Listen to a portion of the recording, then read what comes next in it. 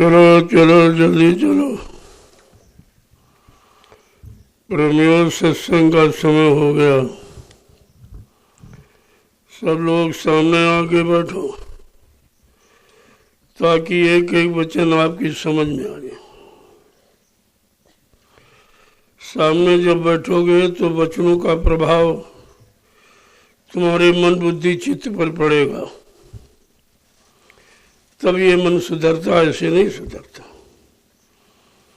ये किसी से डरता नहीं है, बल्कि इससे सब डरते हैं। इसने ऐसा प्रभाव बना रखा है सदियों से कि तुम्हारे पर इसने अधिकार जमा रखा और काम क्रोध लोभ मोह अहंकार के घेरे में घेर के रखा जीव को। तभी तो बेचारा जीव कुछ कर नहीं पाता। कोशिश करता है लेकिन उसके आगे तुम्हारी सारी कोशिशें फेल हो जाती, इतना वो सबल है। लेकिन जब कलयुग में संत पधारे, उन्होंने सर्वप्रथम तुम्हारे मन को ही पकड़ा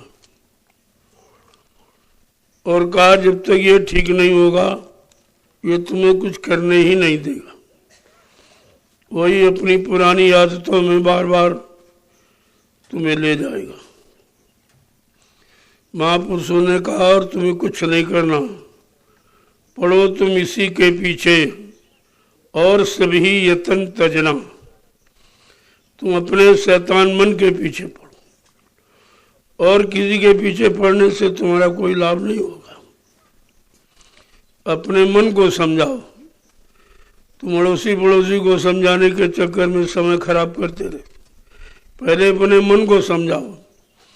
अपने मन को समझा लोगे तो सबके मन को जान जाओ, क्योंकि इस समय मन सबका इसी तरह बिल्कुल स्वार्थ में डूब गया है। सेवात धर्मात परमार्थ तो बिल्कुल जानता ही नहीं। और धीरे धीरे धीरे जब स्वार्थ का नशा कुछ कम होगा, जब भोगों का नशा कम होगा, तब ये नाम योग की साधना को पकड़ेगा।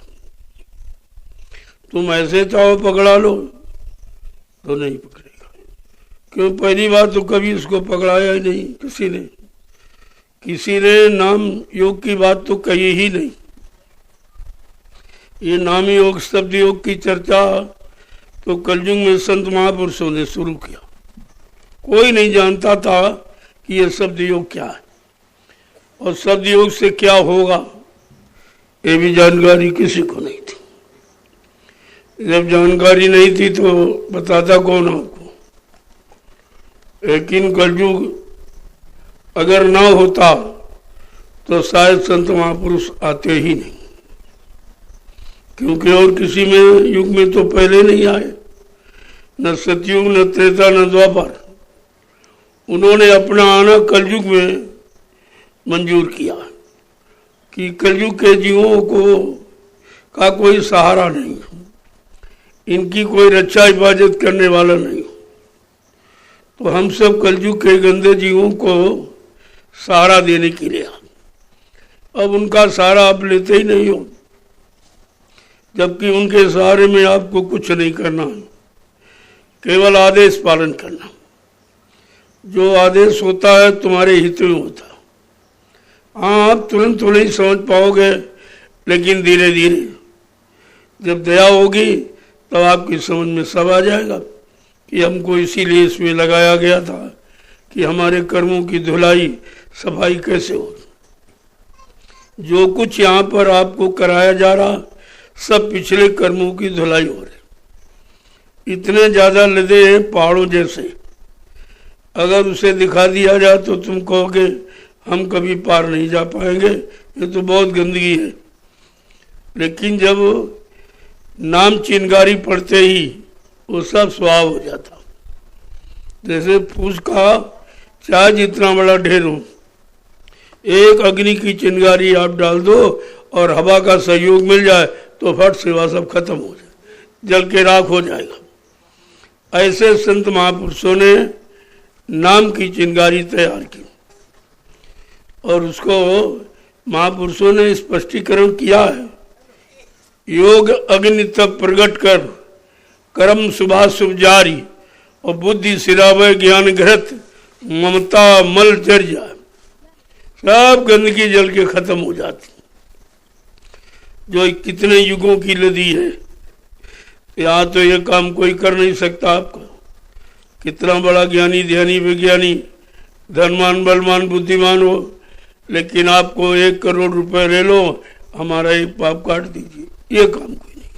ये रुपए पैसे से नहीं होता, वो दया से होता, और ये दया किसी के पास है नहीं, ये दया का भंडार किसी के पास नहीं। इसलिए आपको समय मिला है, उसका लाभ उठा लो। अब ये लापरवाही छोड़ दो, बहुत आपने कर लिया है, लेकिन अब सचेत हो जाओ और खड़े हो जाओ, क्योंकि धीरे धीरे ये जीवन जा रहा है। वर्षों में, महीनों में, सप्ताह में जो गिनती गणना आप करते हो, लेकिन ये धीरे धीरे जीवन ही आपका समाप्त हो रहा, और एक दिन श्वासें पूरी हो जाएंगी, तब फिर कुछ नहीं, फिर ये कुछ नहीं है। इस शरीर से आप कुछ कर ही नहीं सकते हो, ये तो श्वासों की पूंजी है। तब तक आप यानी चेतन के रूप में बैठे हो, और जिस दिन श्वासों की पूंजी समाप्त हो जाएगी और जीवात्मा निकल जाएगी इससे, तो ये वीरान हो जाएगी। ये शरीर आपका वीरान हो जाएगा, कुछ नहीं कर पाओगे। फिर शरीर तो वही रहेगा, हाथ पैर सब वही रहेंगे, सारे अंग रहेंगे शरीर के, लेकिन वो उनमें चेतनता समाप्त हो जाएगी। उन अंगों में जो चेतनता है सूरत जीवात्मा के कारण, वो समाप्त हो जाएगी, और उसके समाप्त होते ही ये बेकार हो जाएगा। ये पंचभौतिक शरीर बेकार हो जाएगा, फिर आप इससे कुछ कर भी नहीं सकते हो। जो आपने इसके लिए जमा किया, उसका प्रयोग भी आप नहीं कर पाओगे। प्रयोग जब ही करोगे जब तक जीवात्मा रहे, और जीवात्मा के बारे में किसी ने आपको बताया ही नहीं, आज तक ये रास्ता खोला ही नहीं किसी ने। ऐसा मालूम पड़ता है किसी को मालूम नहीं था, या उनको ये राज रहस्य खोलने का अधिकार नहीं था। कोई बात तो जरूर रही है, तभी तो ये कलयुग में संत महापुरुषों को आना पड़ा। अगर ऋषि मुनि, योगी योगेश्वर, अवतारी शक्तियाँ, ज्ञानी विज्ञानियों, इनसे अगर काम हो गया होता, तो संत महापुरुषों को कलयुग में आने की क्या जरूरत थी। जब तुम्हारा किसी ने काम नहीं किया, तुम्हारी जीवात्माओं को किसी ने टच ही नहीं किया, तब उनको आना पड़ा कि ऐसे तो ये कभी जा ही नहीं पाएगी, क्योंकि जितने रास्ते आपको बताए गए वो सब यही रहने के बताए, निकलने के नहीं, रहने के। अब रहते रहते रहते कितने युग बीत गए, आपको कितना समय गुजर गया, और कुछ नहीं हुआ, कुछ भी नहीं। वही रोज का जन्म मरण जन्म मरण जन्म मरण, यानी पैदा हुए मर गए, पैदा हुए मर गए। तो ये सिलसिला कब तक चलता रहे? क्या इस जन्म मरण के चक्कर में हम हमेशा फंसे ही रहेंगे? क्या कभी निकलेंगे भी? क्या ऐसा कोई आएगा जो निकालेगा या निकालने की युक्ति आपको बताएगा? तो ये सब बिना सत्संग के आप समझ नहीं पाओ। इसलिए सत्संग की तो आपको हर वक्त आवश्यकता है, हर क्षण पल घड़ी उसकी जरूरत। जरा सा चूके तो सब खत्म हो, कुछ नहीं मिलेगा। तो यहाँ के लेने के चक्कर में मत रहो, धीरे धीरे कर्म कर्जा जमा उसको उतारने के चक्कर। स्वतः तो जीव नहीं उतार सकता, उतारने की युक्ति, उतारने का सहयोग और उतारने की कोई भूमिका व्यवस्था बनानी पड़ेगी। जैसे इस समय आपके जो जमीन की बात देख रहे, यह सब तुम्हारे कर्मों की अदायगी का तरीका है। ये अमीन जमीन कुछ नहीं, क्योंकि जब जमीनें होगी नहीं तब तुम रहोगे कैसे, टिकोगे कैसे, करोगे कैसे? तो आपके जीवन का आधार है भूमि। ये भूमि जीवन का आधार है। जैसे माँ ने पैदा कर दिया, लेकिन पैदा करके तुम रहोगे कहाँ? ये दूसरी माँ है जो तुम्हारा सहयोग कर रही है। ये है धरती माँ। दो माँ आपके पास, एक जन्म देने वाली और एक पालन करने वाली। क्यों? अगर धरती माँ नहीं होगी तो फिर तुम खड़े कहाँ होगे, रहोगे कहाँ, कैसे जियोगे। तो ये दोनों की आवश्यकता, और इसीलिए भूमि से आपका संबंध कराया जा रहा। और वो ऐसी भूमि है जो 88,000 ऋषियों की तपोभूमि, ये पूरा नैमिषारण्य ये सब तपोभूमि। 88,000 ऋषि मुनि कोई एक ही जगह थोड़ी रहे होंगे, ये इतनी बड़ी संख्या है 88,000, तो मतलब यानी ये सब पूरी नैमिष की है। और ये भूमि पर उन्होंने तपस्या की। तुम्हारे जैसे खाना पीना और अमाना कमाना, झूठ बोलना, छल कपट करना, बाल बच्चे पैदा करना, ये काम नहीं किया भूमि पर। उन्होंने भूमि पर अपने आप को तपा दिया, अपने आप को बिल्कुल खत्म ही कर दिया। लेकिन जो चीज मिलनी चाहिए वो उनको नहीं मिली, क्योंकि दिलाने वाला नहीं था, न देने वाला न दिलाने वाला। वो तो अधिकार केवल संत महापुरुषों को है कि वो इसका फल दे सकते। तो कर्म ने, ऋषि मुनियों ने कर्म तो किया, लेकिन फल उनको रह गया। तो संतों ने कहा, भाई ये फल किसको मिलेगा। आखिरकार इस भूमि पर तपस्या किया गया, इसको शुद्ध किया गया है, तो इसका लाभ किसको मिलेगा। तब उन्होंने रामचरितमानस में लिख के बताया कि तीर्थवर नैमिष विख्याता अति पुनीत साधक सुखदाता। ये नैमिषारण्य तीर्थों का महातीर्थ है और अति पवित्र है, यानी पवित्र नहीं, अति पवित्र, जिसकी कोई यानी महिमा और वर्णन नहीं किया जा सकता, इतनी ये पावन पवित्र है। लेकिन इसका लाभ किसको मिलेगा।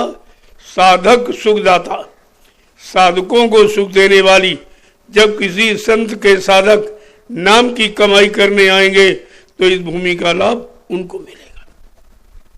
तब आइए, जमीन आपके लिए ली जा रही, आपको लाभ दिलाने के लिए, और धीरे धीरे इसी पर रहकर आप नाम की कमाई भी कर लोगे और इसको पावन पवित्र जो कहा गया है, और उसका लाभ तुम तमाम जीवों को दे दोगे। क्योंकि तुमने जो भूमि का व्यवस्था अपनी गाड़ी कमाई से और शरीर से जो आप बना रहे हो, इसका लाभ भविष्य में आने वाले करोड़ों लोग उठाएंगे। इतना बड़ा लाभ कोई दे ही नहीं सकता, ना धन दौलत से दे सकता, ना सामान से। यह है परमार्थी सेवा। जब परमार्थी सेवा का अर्थ समझ लोगे, तब तुम स्वयं कृतार्थ हो जाओगे और तुम सबको कृतार्थ कर दोगे। इसलिए बात को समझो। तो मैंने कहा भाई सब लोग इसमें अपनी अपने कर्मों की कटाई के लिए सेवा जरूर, सेवा प्रधान है। और वो सेवा आपके पिछले कर्मों को, कर्म कर्जे को उतारने की है। वो इस तरह सेवा नहीं जैसे आम लोग जमीन खरीदते हैं, उसमें खाने पीने ऐसो आराम ये सब करते रहते हैं, सब गंदगी फैला रहते थे, कर्म बुरे कर्म भी करते रहते हैं। लेकिन इस जमीन का मतलब ये नहीं जो और लोग करते, ये बिल्कुल अलग है और इसका कार्य क्षेत्र बिल्कुल अलग। इसलिए मैंने कहा ये चूको मत, सब लोग इसका लाभ ले, क्योंकि ये तो लाभ आप ले ही सकते हो। चलो आप भजन नहीं कर सकते, मन नहीं लगता, सत्संग नहीं याद रखता, लेकिन ये सेवा तो सभी लोग कर सकते। इतना सरल तरीका आपके लिए रखा गया कि अपनी अपनी गाड़ी कमाई से कुछ न कुछ अंश इसमें लगा दोगे तो तुम्हारा कर्म कर्जा भी उतर जाएगा, और जो तुम्हारे से व्यवस्था बनेगी जिससे लाखों लोग लाभ उठाएंगे, ये आपकी है परमार्थी सेवा, जो अपने लिए नहीं दूसरों के लिए। जय गुरुदेव, जय गुरुदेव, जय गुरुदेव। नाम किसका? प्रभु का। जय गुरुदेव। नाम किसका? प्रभु का। जय गुरुदेव। नाम किसका? प्रभु का। प्रभु का प्यारा नाम। जय गुरुदेव। समृद्ध दाता दयालु पूज्य स्वामी जी महाराज आज इस दयाल बाग में प्रातःकालीन लघु सत्संग में सम्मिलित होने वाले समस्त सत्संगी प्रेमीजनों, जीव का बड़ा सौभाग्य होता है।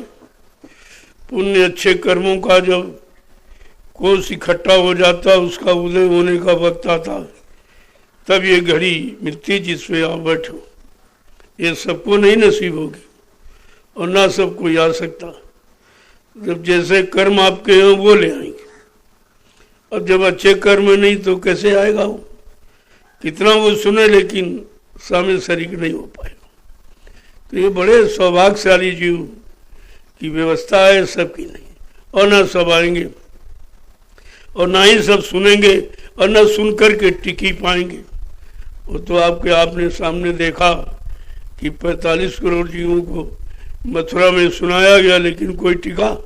सब भग गए, सब शरण चरण छोड़ के सब भग गए, एक भी नहीं टिका। इसका मतलब टिकने के भाव से वो गए ही नहीं थे। वो तो मथुरा में एक मेला लगा था और ये मेला में चेला बन गए, और मेला खत्म हो गया तो चेले खत्म हो गया, सब कुछ नहीं बचा, कुछ भी नहीं बचा और कुछ भी हासिल नहीं कर पाए।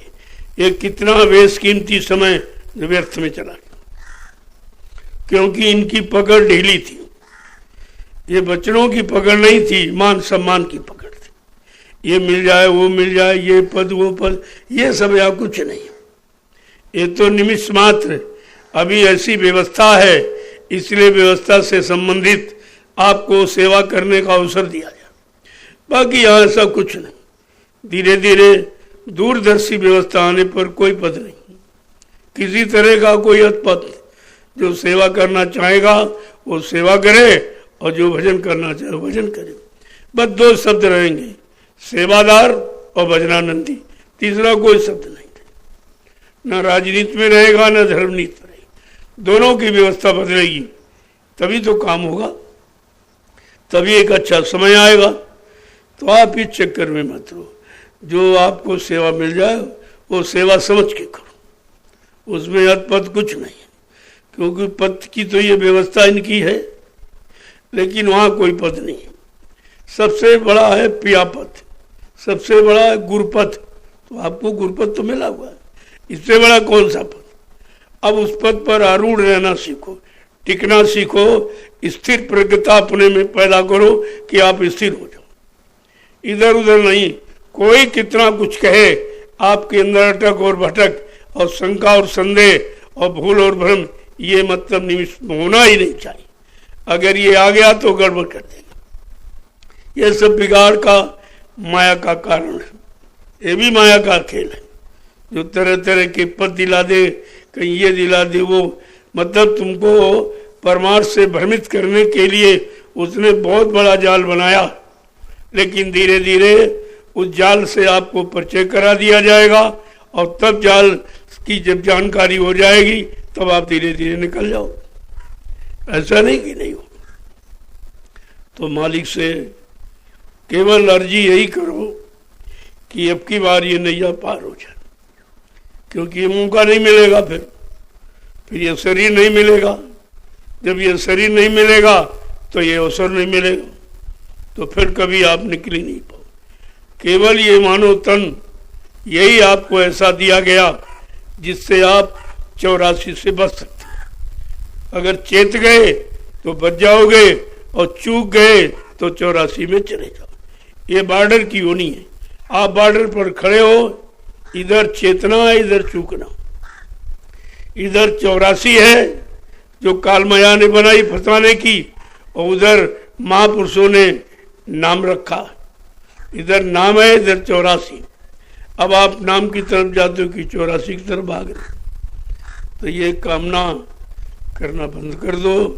ये कामना ही तो काल माया का कर्म है, जो आप समझ नहीं पा रहे हो। किसी तरह की कामना, इच्छा, वासना, ख्वाहिश और तमन्ना और मुराद, ये सब काल का सामान है। इससे आपको निकलना है धीरे धीरे, क्योंकि जो आप चाहते हो वो तो तुमको उधर से मिलेगा, इधर वो नहीं है। वो शांति पाने वाला रास्ता इधर नहीं है। इधर क्रांति है, भ्रांति है, अशांति। तुम उसी में फंसे पड़े हो और आपको चाहिए शांति। तो शांति तो देर मिलने वाली है नहीं।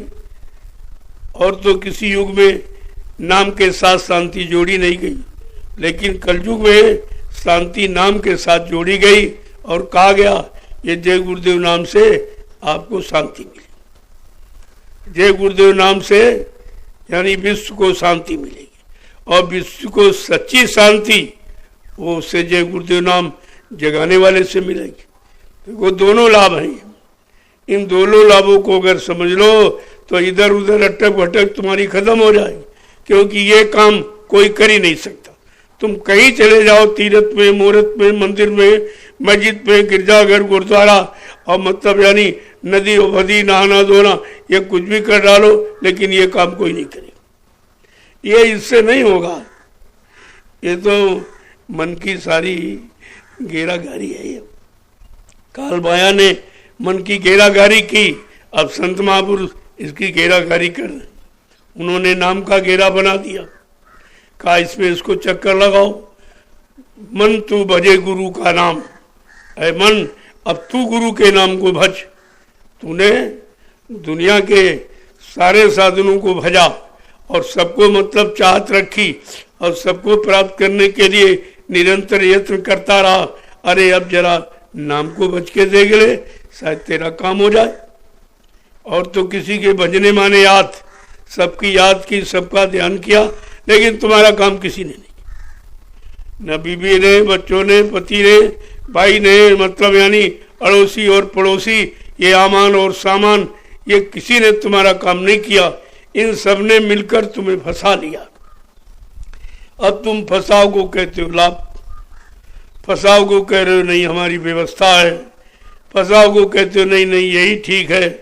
तो क्योंकि बहुत दिन जब करते करते किसी काम का आदमी जब आदी हैबिचुअली यानी आदती हो जाता, तो आदत उसको मजबूर कर देती।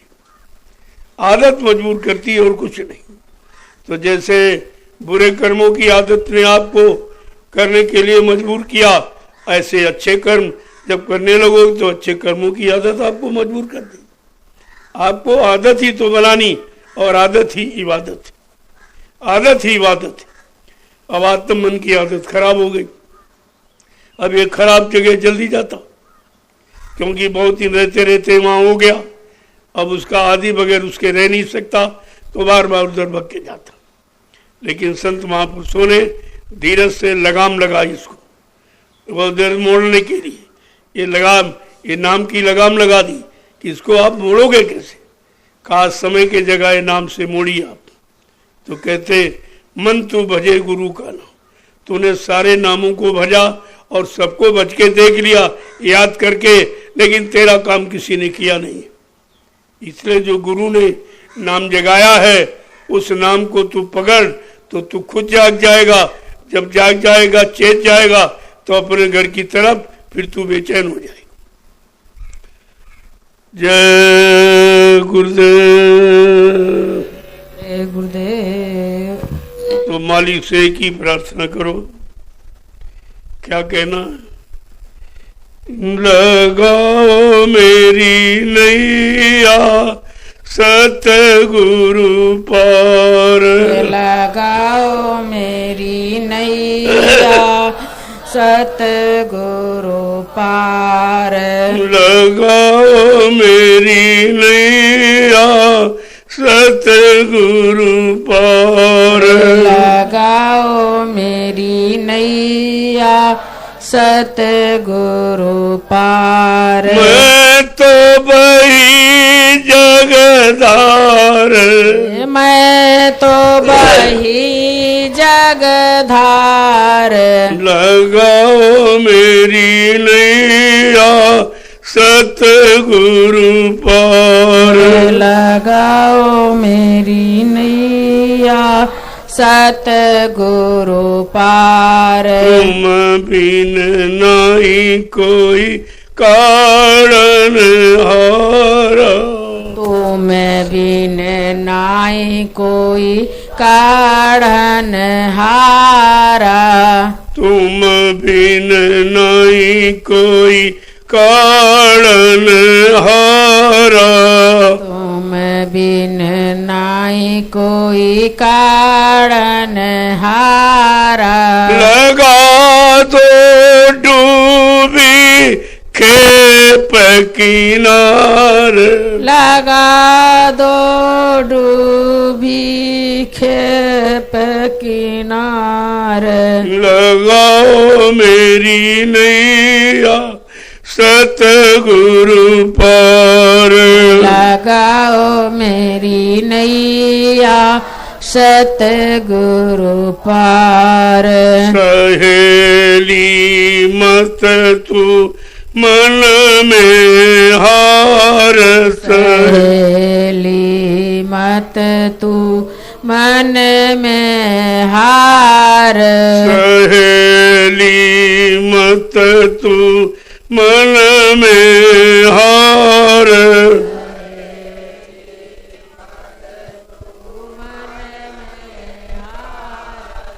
दिखाऊं जग का आर और पार,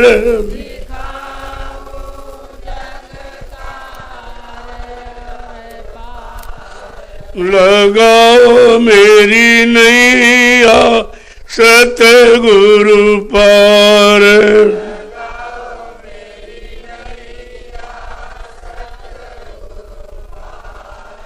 चढ़ाऊं सूरत उलटी धारत,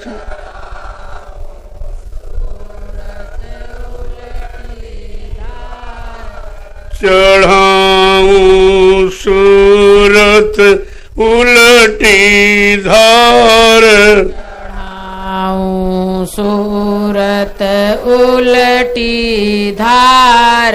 सात संग खेक उतारूं पार, शब्द संग के उतारूं पार। लगाओ मेरी नैया सतगुरु पार, लगाओ मेरी नैया सतगुरु पार।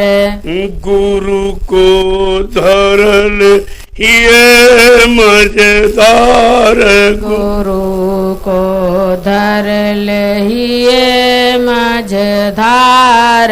गुरु को धरल ये मझधार, गुरु को धर लहिए मझधार।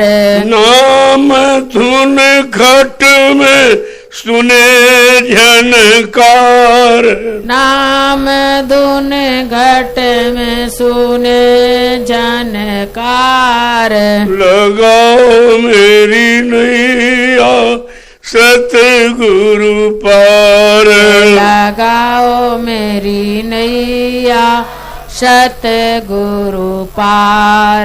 तरंगे उठ रही बारंबार, तरंगे उठ रही बारंबार। तरंगे उठ रही बारंबार, तरंगे उठ रही बारंबार। बाबर जा पड़ते अगम अपार, बावर जा पड़त अगम अपार। लगाओ मेरी नैया सतगुरु पार, लगाओ मेरी नैया सतगुरु पार। मेहर से पहुँची दसवें द्वार, मेहर से पहुँची 10वें द्वार। मेहर से पहुँची 10वें द्वार। मेहर से पहुँची 10वें द्वार। सतगुरु स्वामी दीन्हा पार उतार। सतगुरु स्वामी दीना पार उतार। सतगुरु स्वामी दीना पार उतार। सतगुरु स्वामी दीना पार उतार। लगाओ मेरी नैया सतगुरु पार। लगाओ मेरी नैया सतगुरु पार। मैं तो बही मझधार। मैं तो बही मझधार। लगाओ मेरी नैया सतगुरु पार। लगाओ मेरी नैया सतगुरु पार। इस तरह से साधक को प्रार्थना करनी चाहिए, इधर उधर की नहीं। एक भी शब्द इधर उधर कर दोगे तो फिर उलट जाओगे। ऐसी प्रार्थना करो जिससे मन अपने गुनाहों को कबूल करे कि मैंने बहुत बुरा, जो भी किया बुरा ही किया, जा गया हुआ बुरा ही किया, पाप ही किया, भोगी भोगा। ये काम तो था ही नहीं जो करता, न कोई बताने वाला था न कोई कराने वाला था। तो अब की बार हमारी इस पापों के बोझों से लदी इस नैया को पार कर दीजिए। हमारे बस की बात नहीं है, आपकी दया मिल जाए, दया से काम हो जाए। दया पाने के लिए आत्मसमर्पण करना पड़ता, ऐसे दया नहीं मिलती। जब आत्मसमर्पण करना सीख जाओगे कि सब मालिक का, तुम भी मालिक हो और तुम्हारा जितना सामान सब मालिक। जब ऐसा भाव तुम्हारे अंदर बन जाएगा कि सब मालिक का, मेरा कुछ है ही नहीं, तो फिर फंसाओ किसमें, फिर अहंकार किसमें, फिर अज्ञानता कहाँ रहेगी। यही तो जानकारी सत्संग देता है। आज तो इस समय आपको हर रोज दर रोज प्रतिरोज सत्संग चाहिए।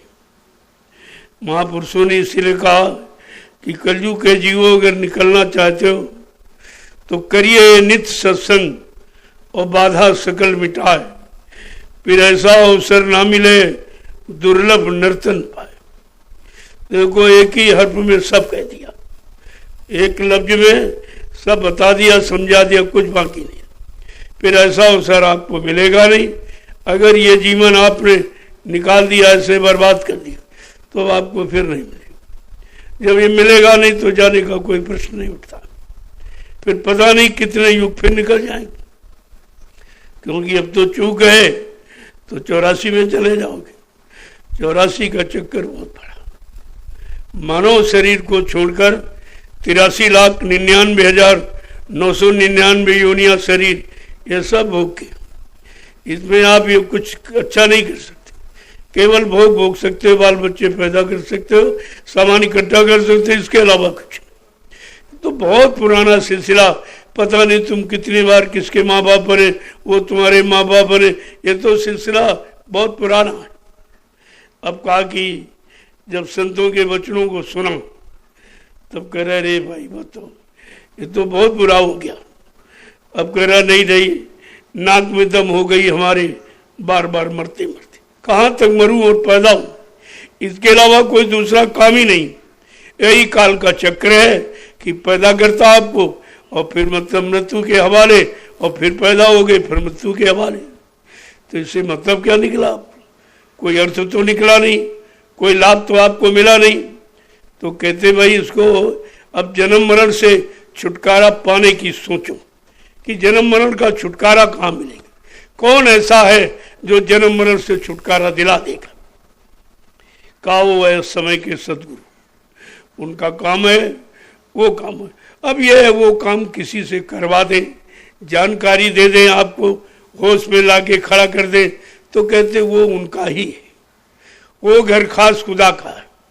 जिससे उनका संदेश प्रसारित होता है वो उनका ही घट है, वो किसी दूसरे का घट नहीं।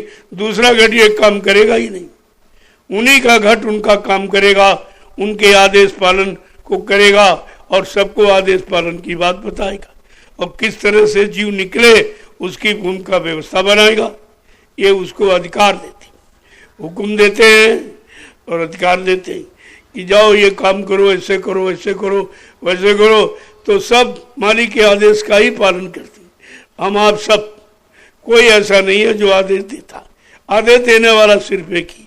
अब वो आदेश किसको मिलेगा और किसको सुनाई देगा और कौन सुन करके पालन करेगा, कौन उसका लाभ उठाएगा, यही तो कहा कोई बिरला।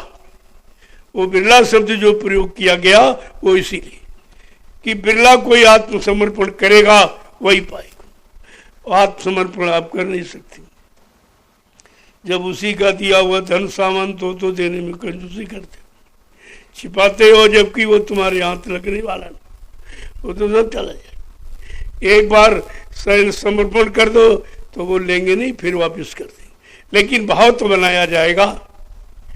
जैसे विश्वामित्र ने हरिश्चंद्र से एक बार राजपाट सब ले लिया, देखा भाई ये भक्त है कि नहीं, असली है कि नकली है, तो सब धीरे धीरे सब ले लिया और इतनी कठिन परीक्षा में डाल दिया कि आज का जीव तो भाग जाएगा छोड़ के, गुरु को मानेगा ही नहीं। अरे भाई ये कैसे गुरु हैं, बताओ, हमको बिकवा दिया, औरत को बिकवा दिया और बच्चे की मौत करा दी, और फिर ऐसी मौत की मतलब यानी वहाँ पर भी कर्जा मांगा जा रहा।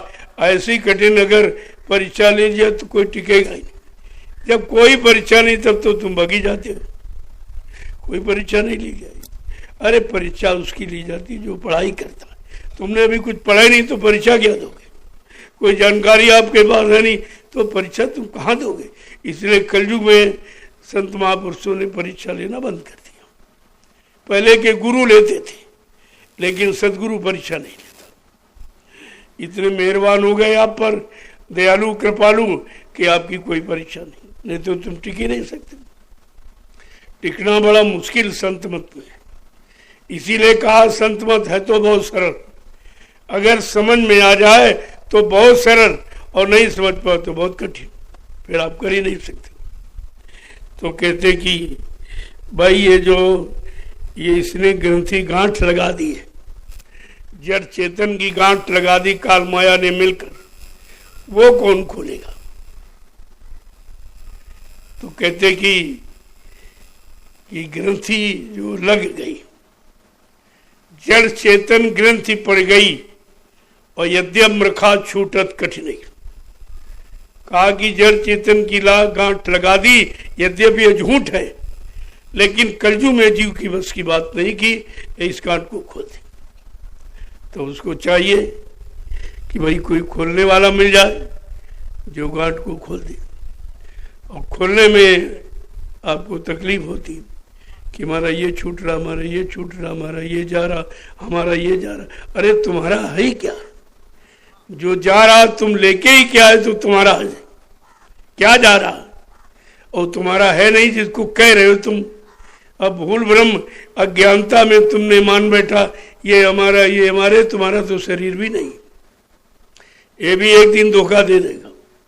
और शरीर से संबंधित जो जमीन दुकान मकान बनाया वो भी तुम्हारा नहीं, वो भी छूट जाएगा। और शरीर से जो रिश्ते और नाते, अपने पति पत्नी बाल बच्चे भाई बहन बिरादर, ये जो बनाया ये भी छूट जाएगी, तुम्हारा नहीं। फिर तुम्हारा है क्या? क्या कभी आपने ऐसा विचार किया? क्या कभी बैठकर आपने ये सोचा है कि हमारा क्या है? महापुरुष कहते तुम्हारा कुछ नहीं, फिर हमारा है क्या? आखिरकार हम किसके लिए फंसे, किसके कारण हम टिके हैं? अगर हमारा तो कोई जरूर है तभी हम टिके रुके हैं, नहीं हम चले जाते। तब कहा तुम्हारी जीवात्मा है और तुम्हारा कुछ नहीं, और वही निकल के जाएगी, शरीर नहीं जाएगी। शरीर से कितना अच्छा और कितना बुरा तुम कुछ भी कर डालो वो सब यही रह जाएगा। शरीर का किया वो कुछ नहीं जाएगा। सब मन, तन और मन और बुद्धि और चित्त ये लगा के जो कमाओगे वो यही छूट जाएगा, वो आपके साथ नहीं जाएगा। हाँ तो जीवात्मा से अगर नाम की कमाई की वो धन आपके साथ जाएगा, ये धन साथ जाएगा, ये धन तेरे संग चलेगा, पाएगा आराम मन तू भजे गुरु का नाम। ये आपके लाभ का है, ये आपको आराम देगा, संतुष्टि करेगा। यानी मतलब और बाकी जो तुमने इकट्ठा किया है भूल भ्रम संदेह में अपना अपना अपना कह के, वो तुम्हारा कुछ, ये शरीर भी तुम्हारा नहीं, जिस पर अहंकार गरूर करते हो, ये रंग रूप पर और घमंड करते हुए, ये भी तो एक दिन में फीका हो जाएगा।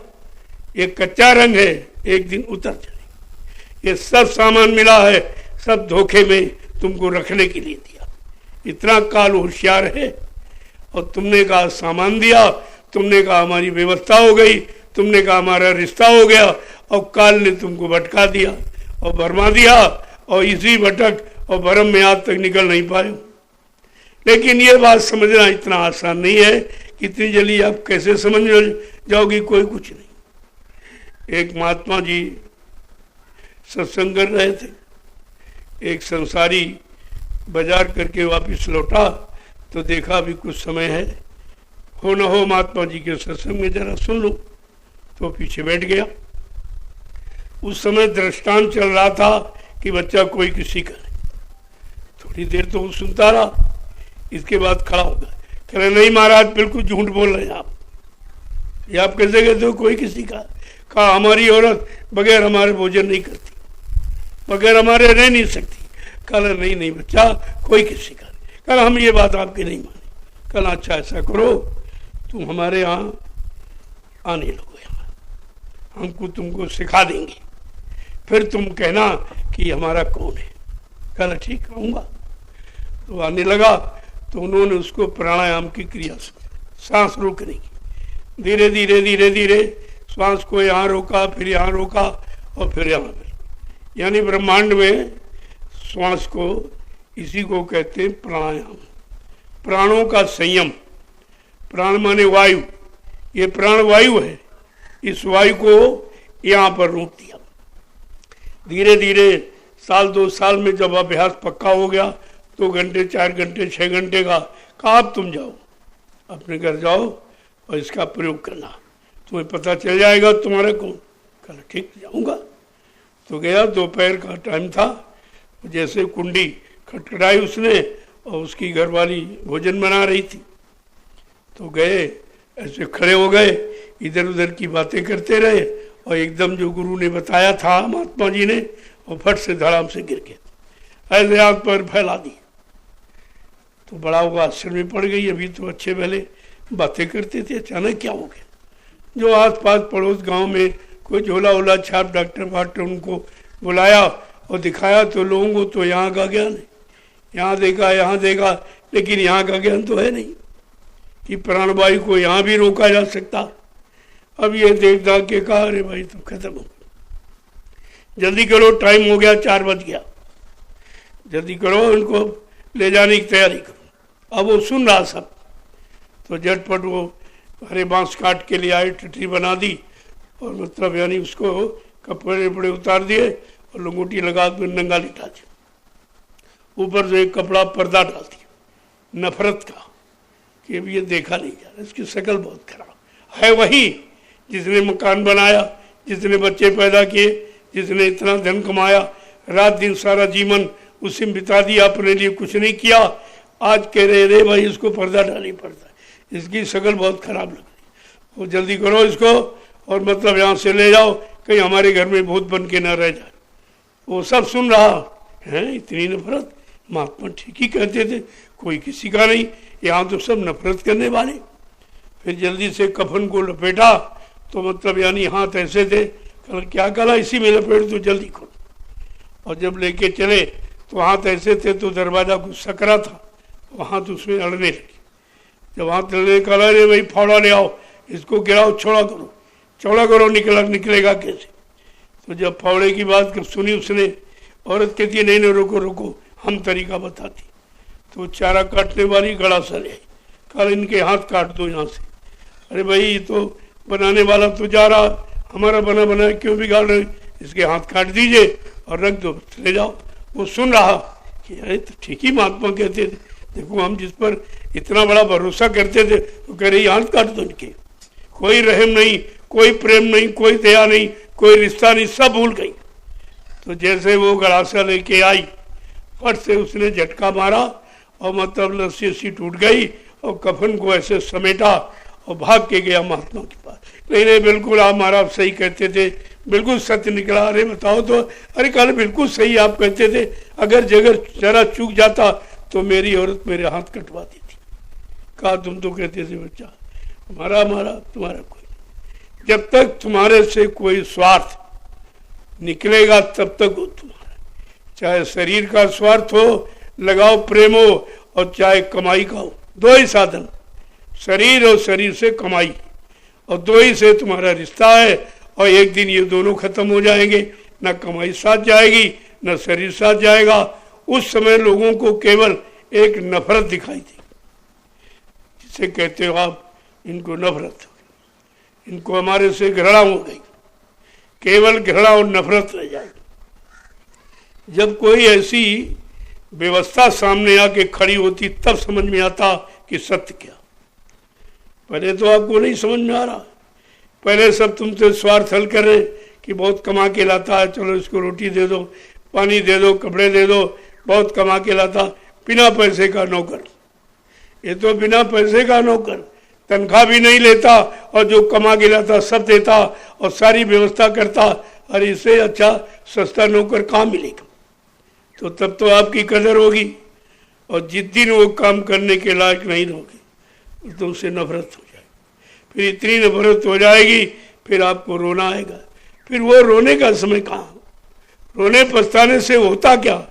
अगर रोने पछताने के पहले चेत जाओ, जाग जाओ, होश में आ जाओ, तुम्हारे अंदर समझ पैदा हो जाए तो आपका काम बन जाएगा। तो ये थोड़ी कहा जा रहा है उनके पास, अरे उनके साथ रहो, उनके बीच में रहो, अपना काम बना लो, ये बुद्धिमानी, अपना काम बना।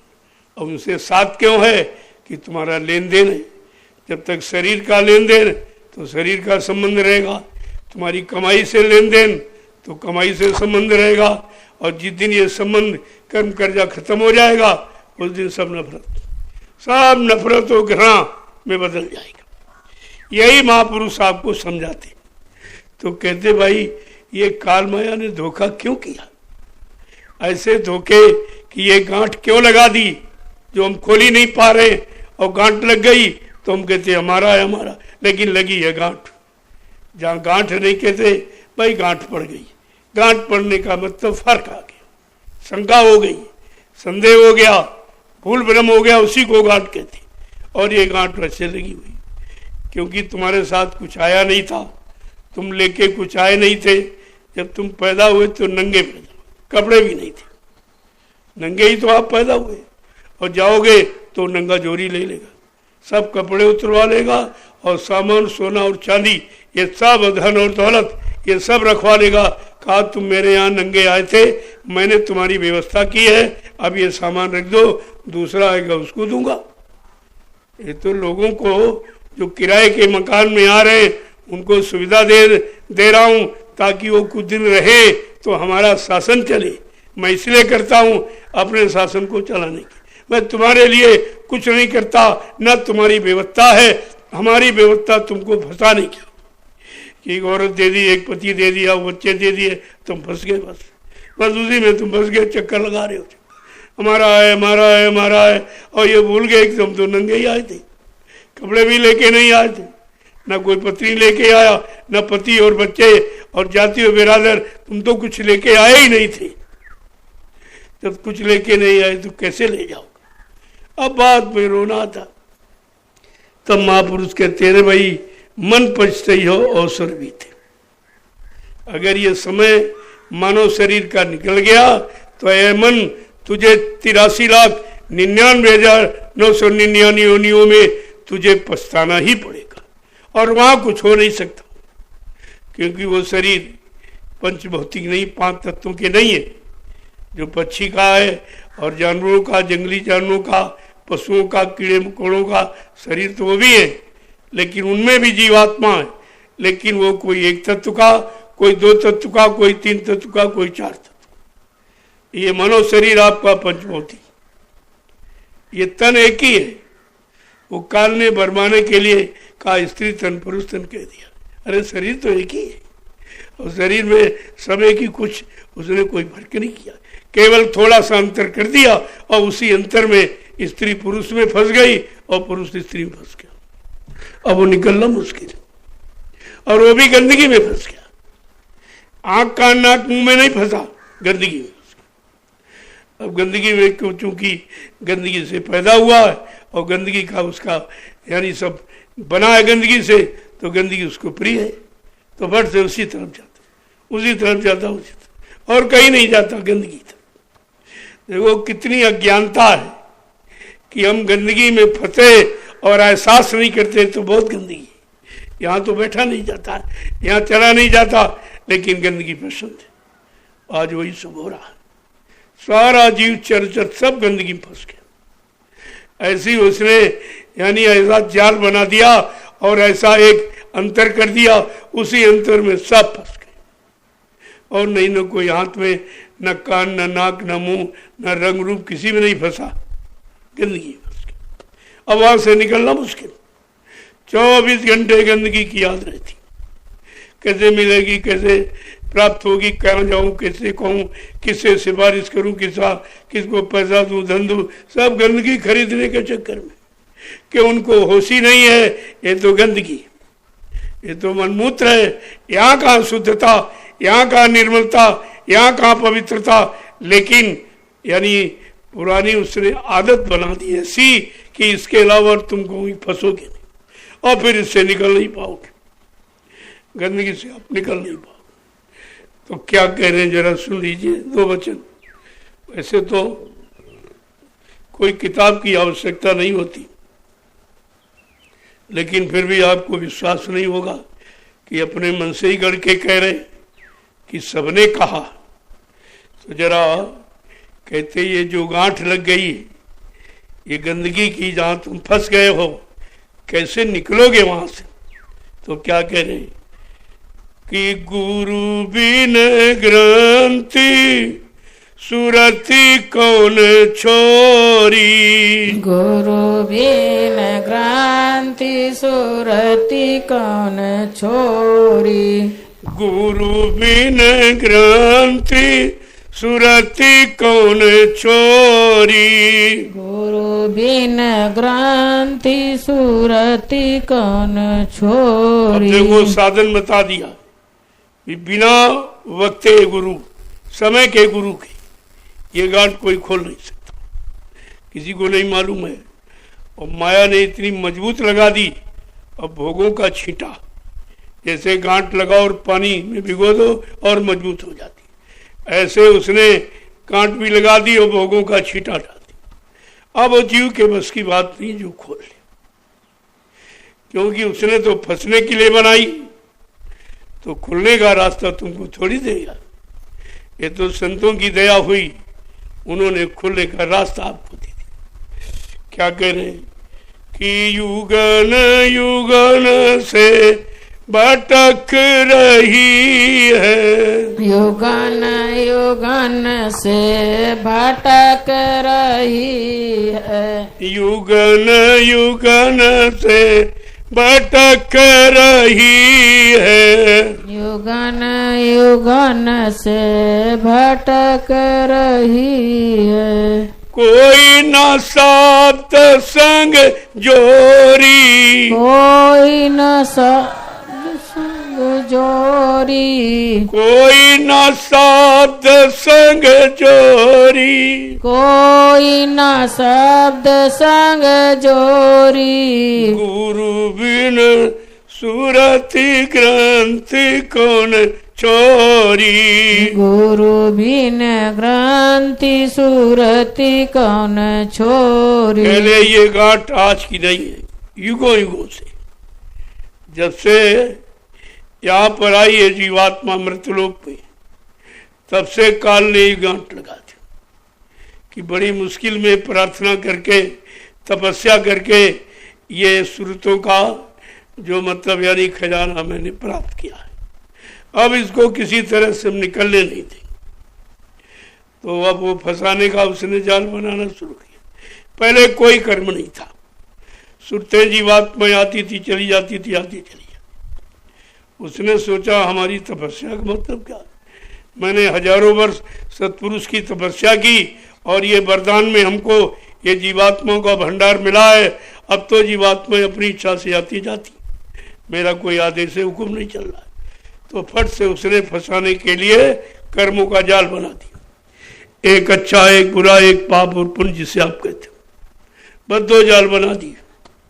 जब दो जाल बना दिए तो आपने उसका अनुभव करने के लिए कि जरा करके देखें, बस इसी में आप फंस गए।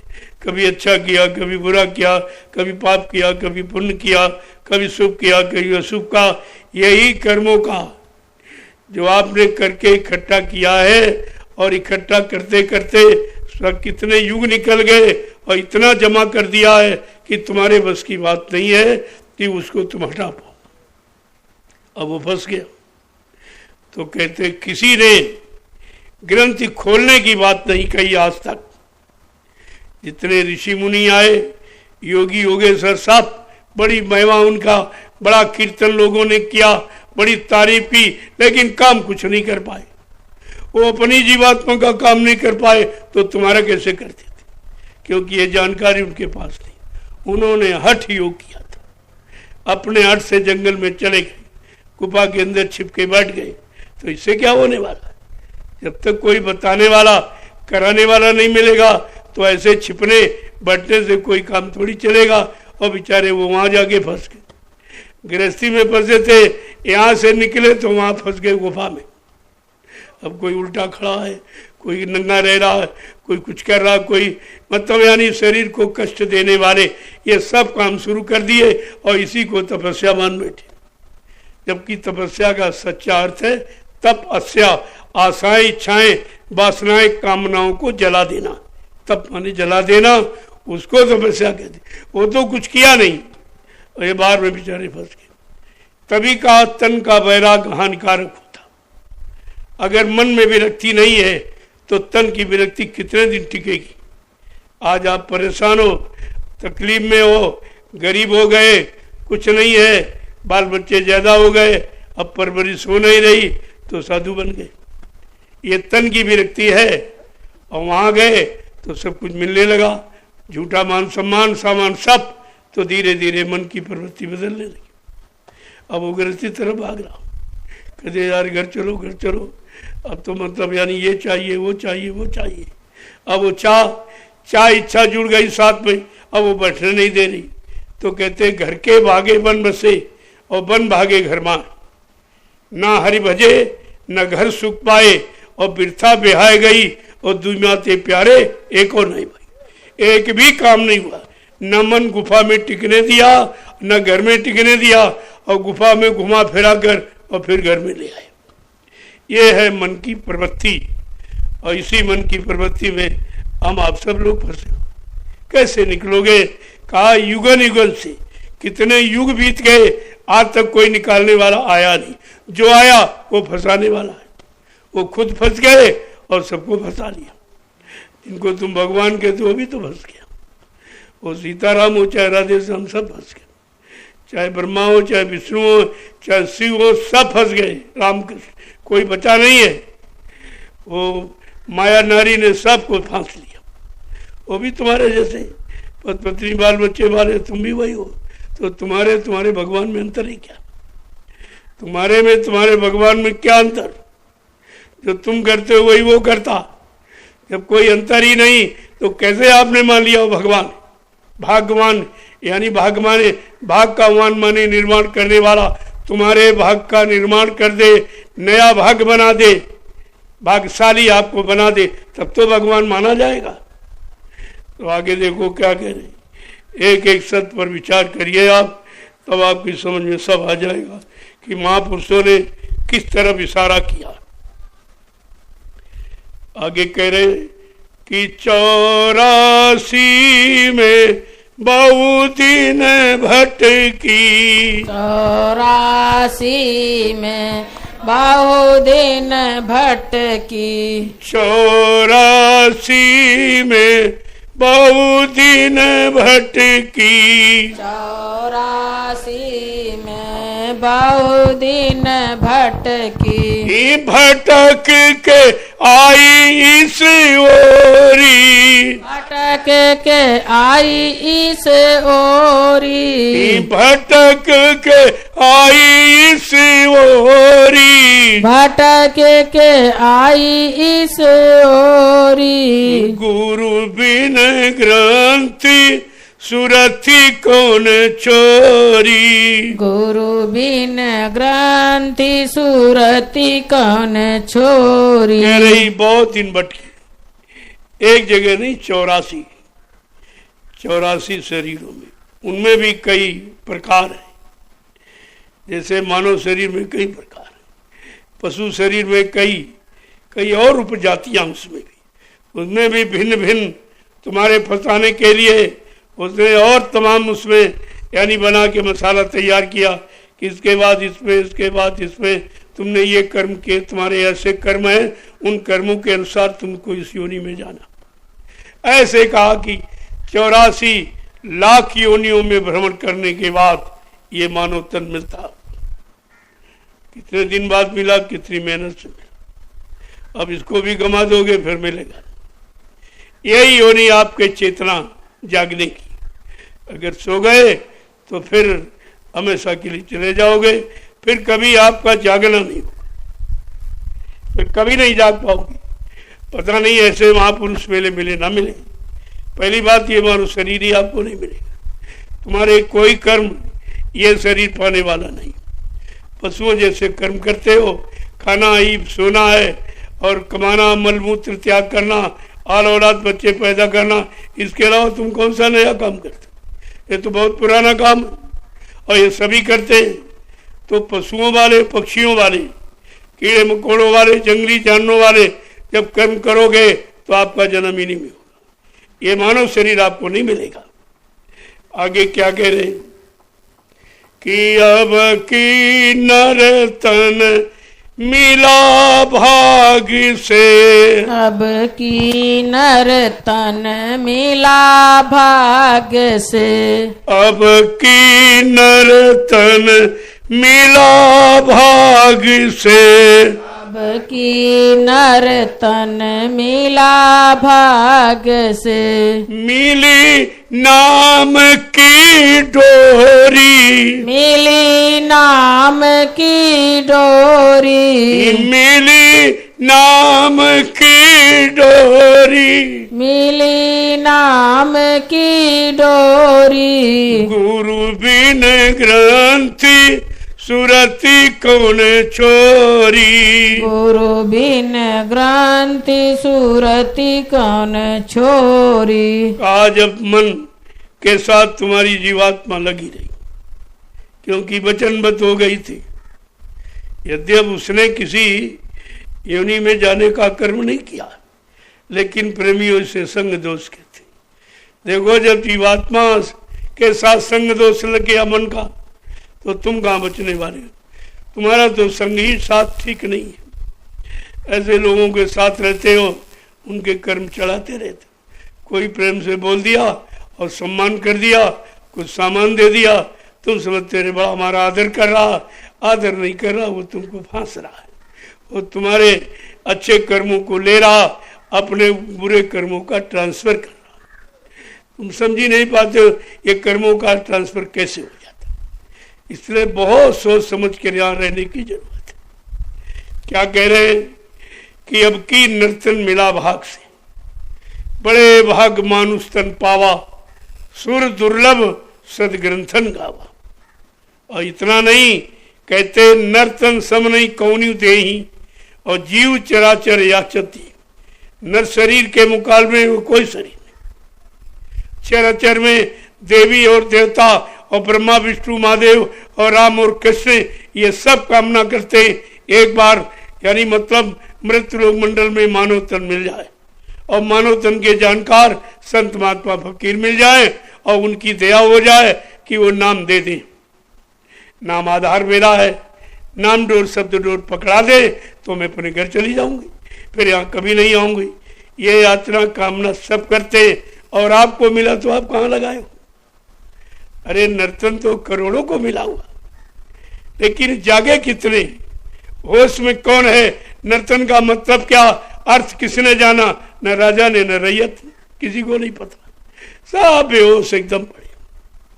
इतनी बेहोशी है, भोगों की प्रगाढ़ निद्रा में एकदम सो गए, कोई समझ में बात नहीं आती, संत महात्माओं के वचन उन पर कोई असर नहीं करते, इतने वो चिकने घड़े, इतना पाप लिपट गया, बिल्कुल चिकना गढ़ा कि सत्संग वचन का एक भी बूंद बच्चों का टिकता नहीं।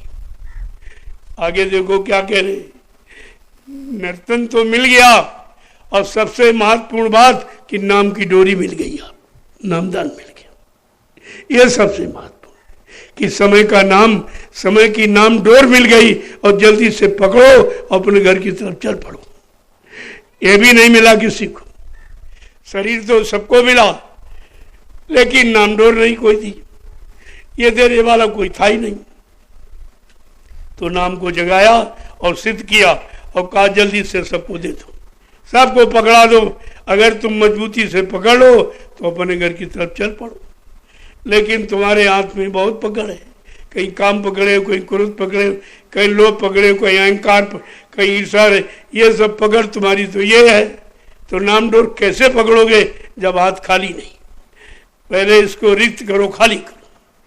आगे देखो क्या कह रहे कि सतगुरु जय गुरुदेव बताए, सतगुरु जय गुरुदेव बताए, सतगुरु जय गुरुदेव बताए, सतगुरु जय गुरुदेव बताए, पार भाई सूरत मोरी, पार भाई सूरत मोरी, पार भाई सूरत मोरी, पार भाई सूरत मोरी, गुरु बिन ग्रंथि सुरति कौन छोरी, गुरु बिन ग्रंथि सुरति कौन छोरी। समय के सदगुरु नाम डोर लेके आ गए, हम सब भोगों के दलदल में फंसे थे, उन्होंने नाम की डोरी फेंकी, कहा इसको पकड़ लो मैं निकाल लूंगा। अब तुम इधर उधर हिल रहे हो, ऐसा तो नहीं कोई फंसाने वाला आ गया हो, कोई बहकाने वाला आ गया हो, क्योंकि कभी किसी ने डोर तो फेंकी नहीं और निकलने के बाद किसी ने कही नहीं। अगर अपने आप निकलने का प्रयास करो दलदल में तो और नीचे जाओगे, जितनी ताकत ज्यादा लगाओगे और नीचे जाओगे, क्योंकि पैरों के नीचे कोई ठोस आधार नहीं। जब आधार मिले, ठोस पैर टिके, तब तो ताकत का प्रयोग होगा, और तुम उल्टा प्रयोग करने लगे और फंसने लगे और फंसने लगे, इतने फंसने लगे बिल्कुल यहाँ तक डूब गए। अब तुम्हें कौन निकालेगा? कोई निकला हुआ आ जाए तो निकालेगा, जो स्वयं फंसा वो तुम्हें कैसे निकालेगा? बहुत मुश्किल। अब तुम उसकी पहचान कैसे करोगे भाई ये निकले हुए हैं कि फंसे हुए हैं? क्योंकि जो आएगा वो मानो शरीर में आएगा, लेकिन शरीर का कोई गुण नहीं है, उनके शरीर से कोई गुण वो नहीं है जो अन्य शरीरों का। वो शरीर ही अलग होता, उस शरीर का प्रभाव अलग होता। सब छूने से और देखने से, स्पर्श से सब पता चल जाता, ये ठंडक है ये गर्म है, सब पता चल जाता। तो आपको धीरे धीरे सभी तो अनुभव कराया जा रहा, कोई चीज बाकी तो रखी नहीं। लेकिन आप जब किसी चीज को समझने का प्रयास नहीं करते हो तो भूल भ्रम में रह जाते हो। अवसर मौका मिला वो भी आप चूक गए। एक सूरदास जी थे, उनको एक लंबी दालान में बंद कर दिया, बहुत बड़ा हॉल था उसमें बंद कर दिया। एक दरवाजा था छोटा सा, तो सब लोग दिन में जब बात करते रहे तब तक तो सूरदास जी चुपचाप बैठे रहे। जब शाम हुई सब चले गए अपने अपने घर, अब सूरदास जी अकेले रह गए। अब उनको बेचैनी हो रही है, तो सोच रहे कि जब ये हाल है तो दरवाजा जरूर होगा। इससे इच्छा में दरवाजे की तलाश में दीवार को पकड़ा और धीरे धीरे धीरे धीरे दरवाजे की तलाश में चलने लगे। लेकिन जब दरवाजा आया तो सिर में खुजली लग गई और खुजलाने लगे, चलना बंद नहीं किया, दरवाजा निकले। ऐसे कई बार दरवाजा के निकट आए लेकिन खुजली लग गई तो दरवाजा छूट गया। मतलब समझते हो? इसी तरह ये संसार एक लंबा दालान है और इसमें आपको बंद कर दिया गया और भोगों की खुजली आप में लगी हुई, वो आपको दरवाजे पर टिकने नहीं दी। और दरवाजा ये दरवाजा है, यहाँ पर आपको जाने ही नहीं देती। इस दरवाजे पर अगर जाना सीख जाओ तो फिर जाने में कितनी थी तो फट से निकल जाओगे। लेकिन यहाँ तक पहुँचना बड़ा मुश्किल है, क्योंकि यहाँ तक पहुँचने में बाधा डालने वाले नीचे बहुत हैं, बहुत रोकने वाले कदम कदम पर। काम रोक रहा, क्रोध रोक रहा, लोभ अहंकार ये तो रोक ही रहे, इसके साथ साथ मोह और ममता तुमको घेरे है, भोगों की खुजली तुमको परेशान किए हुए। तो ये बताओ तुम निकलोगे कैसे, जब सब जगह फंसाने वाले चारों तरफ खड़े। अब तुम उस घेरे में हो, घेरे से कैसे निकलोगे? और तुम्हारे में स्वयं ताकत है नहीं कि तुम उनसे यानी हाथ छुड़ा के निकल जाओ। तब कहा तुम्हें समृद्ध सहयोग की आवश्यकता, कोई ऐसा सहयोगी मिल जाए जो तुम्हारा ये काम युगों युगों का भूला बिछड़ा ये काम तुम्हारा पूरा कर। कहा कौन है? कहा सतगुरु दया करे जब तुम पर, जब वो तुम्हारे पर दया करे और वो दया करके आ जाए, कोई बुला तो उनको सकता नहीं, उनसे कोई काम ले सकता नहीं, उनको कोई जल्दी पहचान सकता नहीं और उनको जबरदस्ती यहाँ से कोई भेज सकता नहीं। ये सब बातें जब याद रहेंगी तब आपको उनके विषय में कोई शंका नहीं कि उन्हें कोई यहाँ से भेज नहीं सकता, जो अपनी इच्छा से आए और काम करके अपनी इच्छा से जाएंगे। तभी आपको बताया गया, बाबा जी ने क्या कहा ना मुझे कोई मार सकता, ना मुझे कोई धोखा दे सकता, ना मुझे कोई धन दौलत सामान से खरीद सकता। मैं काम करने आया हूं, मैं अपना काम करके ही जाऊंगा। अगर जरूरत पड़ी तो इसी शरीर में 400 वर्ष तक रहूंगा और काम करके ही जाऊंगा। फिर भाई शंका किस बात की? अब महापुरुषों के बारे में कोई जानकारी तो है नहीं, कभी ऐसा अनामी महाप्रभु कभी यहाँ आया नहीं जो लोगों को पहचान होती कि जिनका कुछ लिखा पढ़ी में प्रमाण मिल जाता आपको, तभी तो उनको अपना प्रमाण देना पड़ा। भाई मैं किस काम के लिए आया हूँ और कौन सा काम करके जाऊंगा, ये सब बताया। लेकिन किसी की समझ में नहीं आई, सब बताया। ऐसा नहीं कहा मैं परिवर्तन करने आया हूँ और परिवर्तन करके ही जाऊंगा, ऐसे में जाने वाला हूँ नहीं और मुझे कोई भेज सकता नहीं। कहा वो गांधी महात्मा तो चूक गई, जो तुम महात्माओं की बात लागू करते हो, पहले बात गांधी कोई महात्मा था ही नहीं, वो तो नाम का महात्मा था, उसके तो 9 बच्चे थे, वो महात्मा कहते थे। कहने का मतलब ये है, जब कहा मैं गांधी महात्मा नहीं हुआ जो चूक जाऊं, वो चूक गए, गोली के शिकार हो गए। लेकिन बच्चा मुझे मारने के लिए सृष्टि में कोई गोला बारूद तैयार नहीं, ना मुझे कोई मार सकता, ना मुझे कोई धोखा दे सकता, ना मुझे कोई धन दौलत सामान से खरीद सकता। मैं अपना काम करने आया हूं, काम करके ही जाऊंगा। अपने उस काम को करने के लिए मुझे कोई लीला, कोई खेल, कोई चमत्कार, कोई करिश्मा क्यों न करना पड़े। जब सब बात आपको बता दी गई, फिर आप कैसे भूल गए? फिर अपने गुरु में कैसे शंका करती चले गए। तो फिर ये काम कौन करेगा? ये काम किसी के बस का है? कलजू भगाना और सचू लाना ये किसी के बस की बात है? ये कोई इंसान युग बदल सकता, युग परिवर्तन कोई कर सकता? ये सब आपको सोचना चाहिए। अगर सत्संग वचनों को याद रखा होता तो कोई शंका नहीं होती। तो आपने सब बोला दिया, जब वचन भूल गए तो तुम भूल भलैया में चले गए। अब आपकी समझ में नहीं आ रहा। तो ये सब आपको बताया गया। मैं कलयुग को भगाने आया हूँ, सतयुग को लाने आया हूँ, सबको न्याय सुरक्षा रोजी रोटी की व्यवस्था बना के देने आया हूँ और सब जीवात्माओं को जगाने आया हूँ और सबको शाकाहारी बनाने आया। जब तक मेरा ये काम नहीं हो जाएगा मैं मानव शरीर को छोड़ के जाने वाला नहीं हूँ। ये सब जानकारी आपको दी गई, लेकिन वही बात है, काल ने आपको भूल भुलैया में डाल दिया। काल के जीवों का तुमने साथ किया और उन्हीं की बात मान ली, गुरु की बात भूल गए। उन चेलों की बात मानी जो काल के जीव। पहले भी कहा था बच्चा, तमाम काल के जीवों ने मेरे यहाँ बैठ के नामदान सुन लिया। काल ने उनकी ड्यूटी लगाई है कि गुरु के वचनों को सुनने मत देना, गुरु से विश्वास करने मत देना, नाम की कमाई करने मत देना, कोई आदेश हुकुम मानने मत देना, परमार्थी सेवा में लगने न देना, नहीं तो सब जीवात्माएं वो निकाल के ले जाएंगे तो मेरा देश ही खाली हो जाएगा, मैं राज्य हुकूमत किस पर करूंगा। ये सब आपको बताया।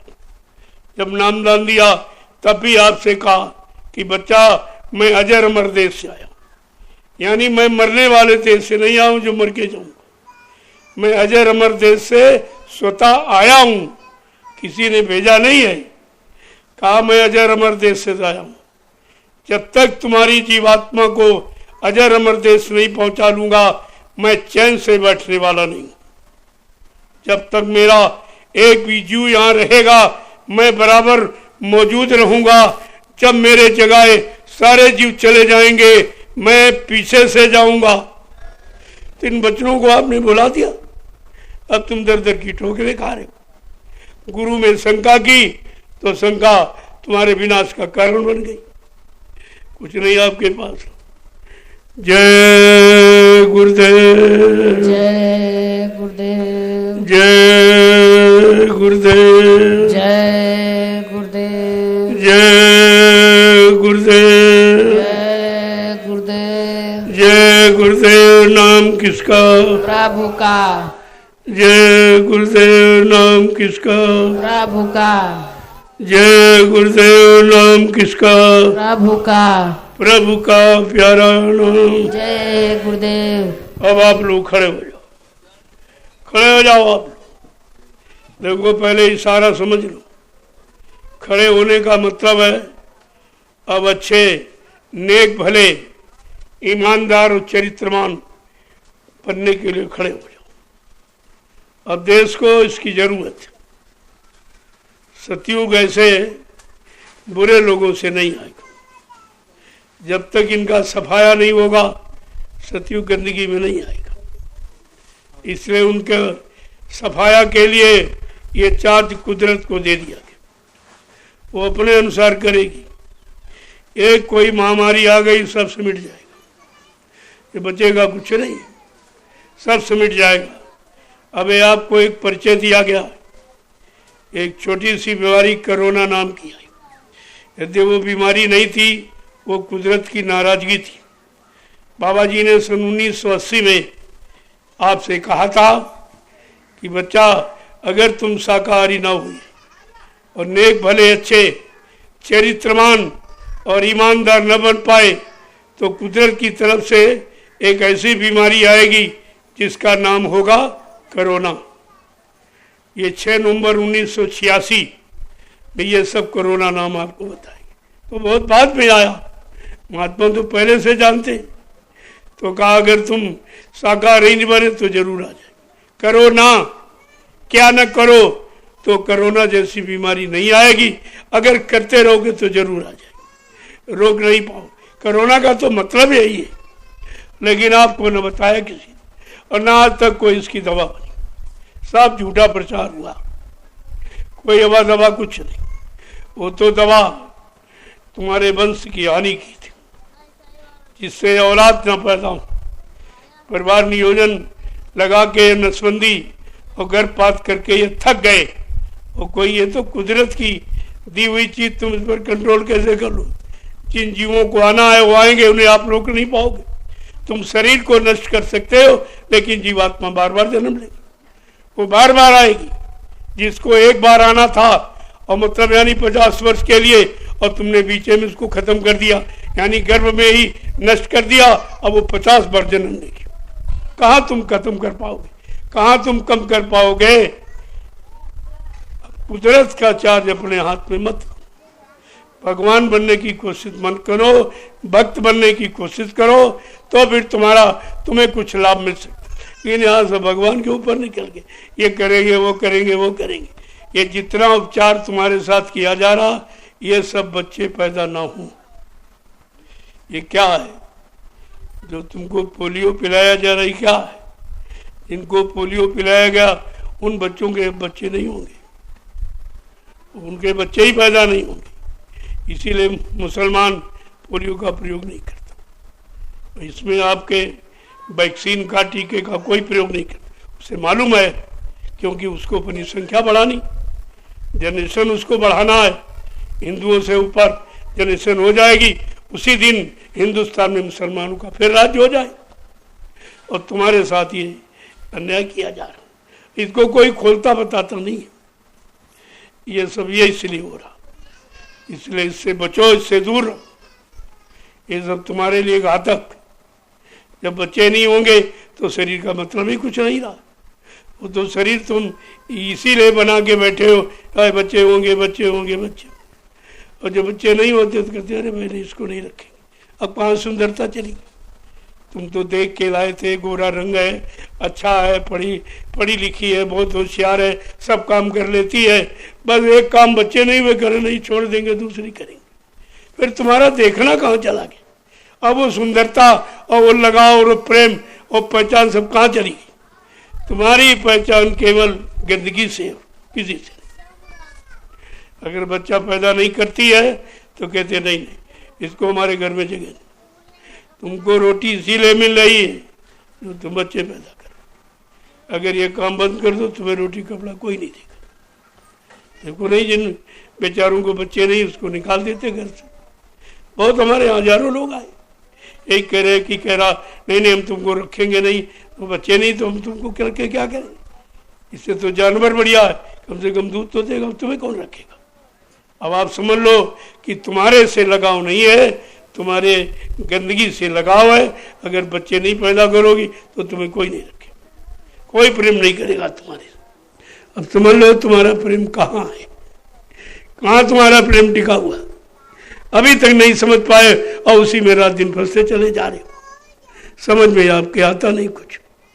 जय गुरुदेव, जय गुरुदेव।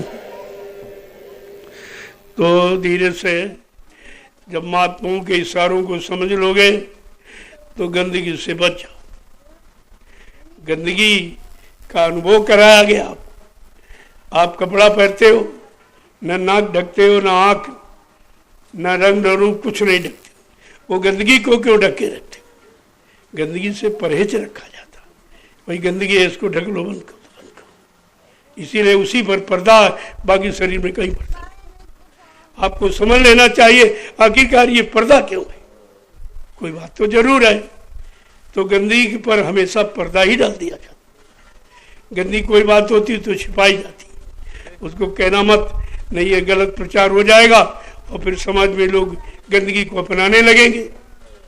गंदगी पर पर्दा, बाकी तुम्हारे शरीर पर कहीं पर्दा नहीं, कोई पर्दा नहीं। लेकिन समझ अपनी नहीं पाए आखिरकार ये सब क्यों किया जा रहा। गंदगी से बचने के लिए बचो बचो, गंदगी है, फंस जाओगे, निकल नहीं पाओगे। बड़े बड़े ऋषि मुनि फंस गए, वो नहीं निकल पाए, तो तुम्हारी क्या हस्ती। तो महापुरुषों ने इशारे इशारे में सब कुछ बता दिया। जय गुरुदेव। जोर से बोलो, सब मिल बोलो, बोलना होगा, अभी से बोलो। दुख दर्द हरेंगे, सब कष्ट मिटेंगे, सुख शांति भी देंगे। सबके दाता जय गुरुदेव, सबके मालिक जय गुरुदेव, प्रेम से बोलो जय गुरुदेव। ये नाम नहीं इंसान का, ये नाम है प्रभु का, ये काम नहीं इंसान का। ये काम है प्रभु का। अब ये काम इंसानों के बस का नहीं रहा। अगर इंसानों का बस का होता तो संत महापुरुषों को आने की क्या जरूरत है। अपना सुंदर खुशनुमा वो प्रकाश में चेतन देश को छोड़कर ये गलीज और गंदगी में आ गए तुम्हें निकालने के लिए। अगर वो गंदगी से परहेज करेंगे तुम्हें निकाल नहीं पाए, इसलिए उनके यहाँ कोई परे, कोई जाति पाति का, कोई छोटे बड़े, कोई गरीब अमीर का, कोई स्त्री पुरुष का कोई रिश्ता नहीं, कोई नाता नहीं। वो केवल एक जीवात्मा को देख रहे और तुम स्त्री पुरुष समझते हो तो फंस जाते हो। तुम फंसे इसीलिए हो कि तुम स्त्री कह रहे हो, तुम पुरुष कह रहे हो, लेकिन उनके यहाँ सिर्फ जीवात्मा। वो अपनी जीवात्मा को निकालने के लिए आए और घर पहुंचाने के लिए आए, उनका और कोई काम नहीं। अब वो कैसे निकलेगी और कैसे फंसी है तो उसकी भूमिका और व्यवस्था बनाएंगे और आपको उसी के द्वारा ये सब काम कराएंगे। जय गुरुदेव। अब आप लोग चलिए, देखो भूमि आपके लिए ली जा रही।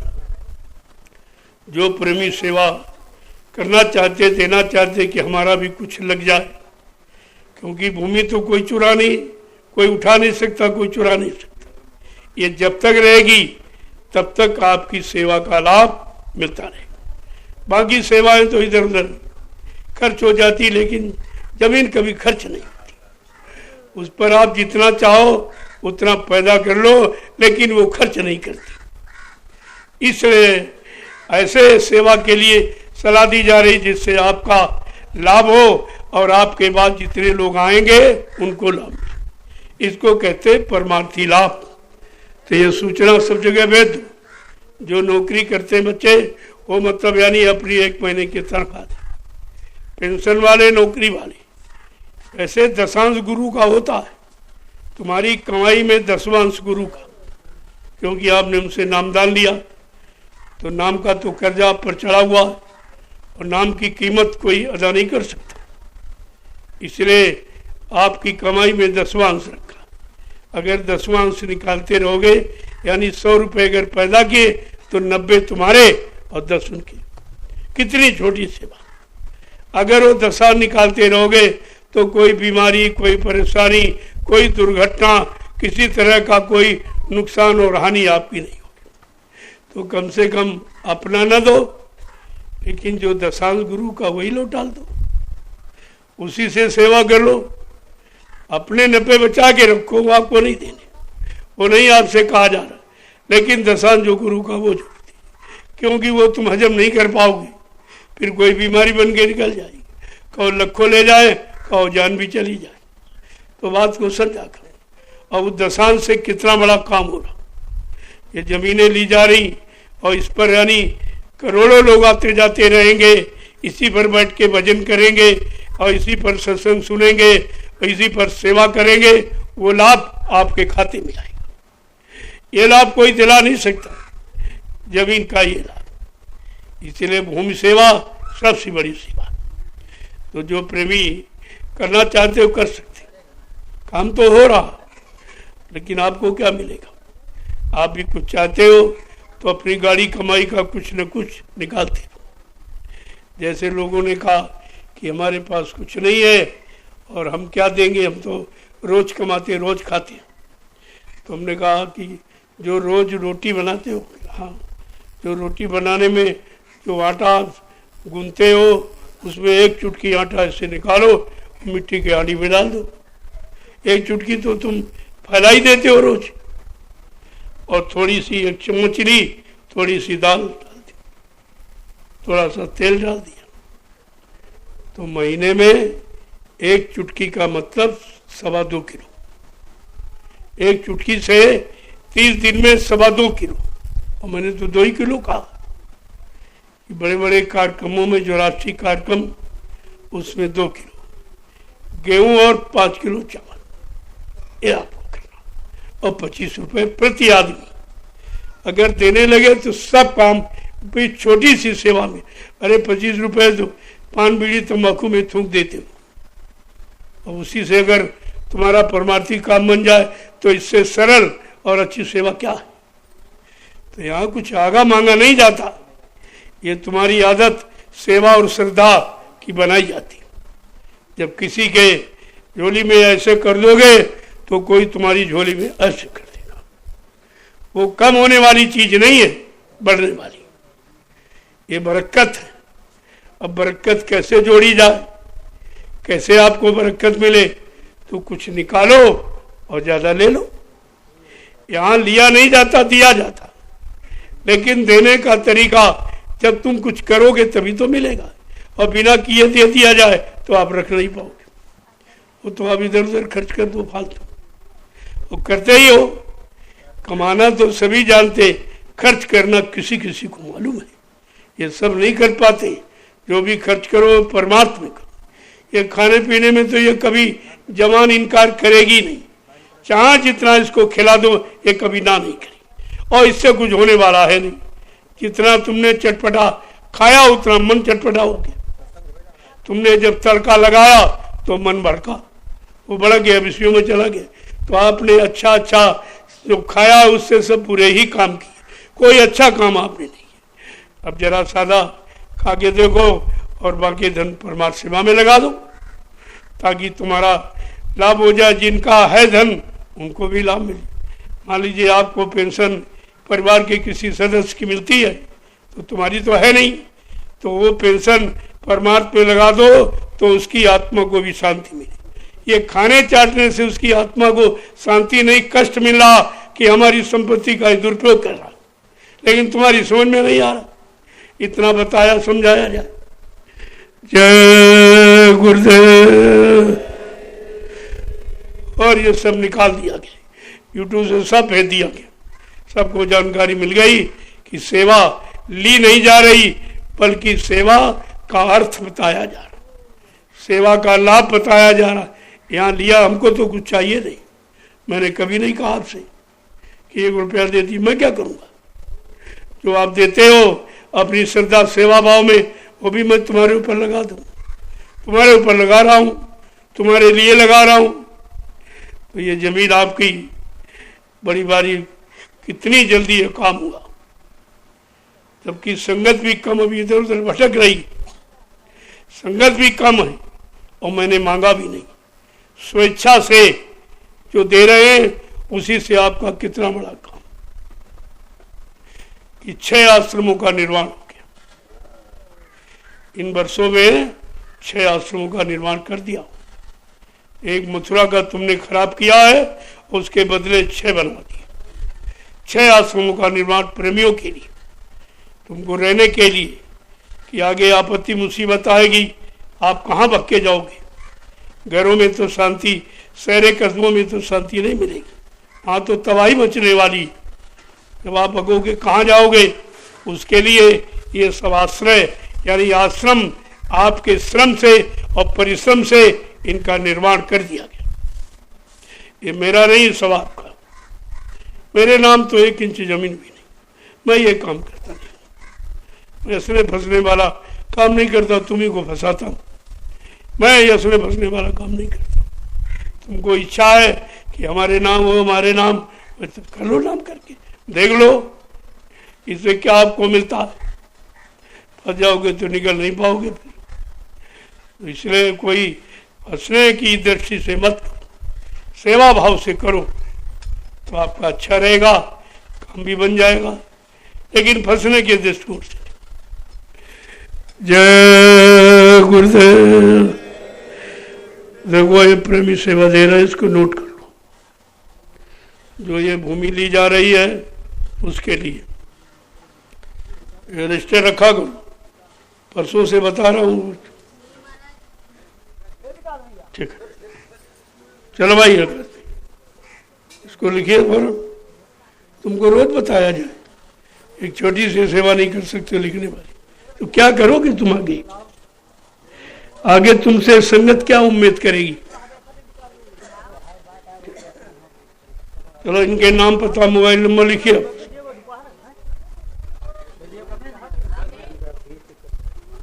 अभी कोई दूरदर्शिता नहीं किसी में, कोई दूरदर्शी नहीं, सब बेकार। कूड़ा कचरा भरा है, तो इससे काम ही कहाँ होगा।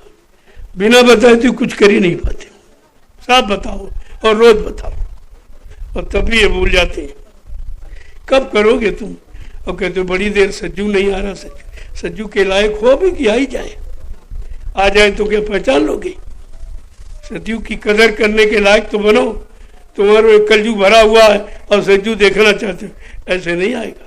तभी कहा था बच्चा सतयुग तो आएगा लेकिन निकल कचूमर जाएगा, तुम्हारा कचूमर निकल जाएगा, ऐसे सतयुग नहीं आएगा। अभी तो ये छोटे मोटे काम नहीं कर पा रहे हो, तुम बड़े काम क्या करोगे? तभी आपसे कहा था होशियार रहना, पीछे से अच्छे लोग आ रहे तुम्हें धक्का मार के हटा देंगे कि इतने दिनों से तुम यहाँ हो, क्या किया तुमने? कोई काम करने के लायक नहीं बन पाओगी। अपने ही काम नहीं कर पा रहे हो तो समाज देश का तुम क्या करोगे? तुमको अपना काम नहीं आता। लीजिए इसको लिखिए, को नाम बोलते जाओ, लिखते जाओ। ये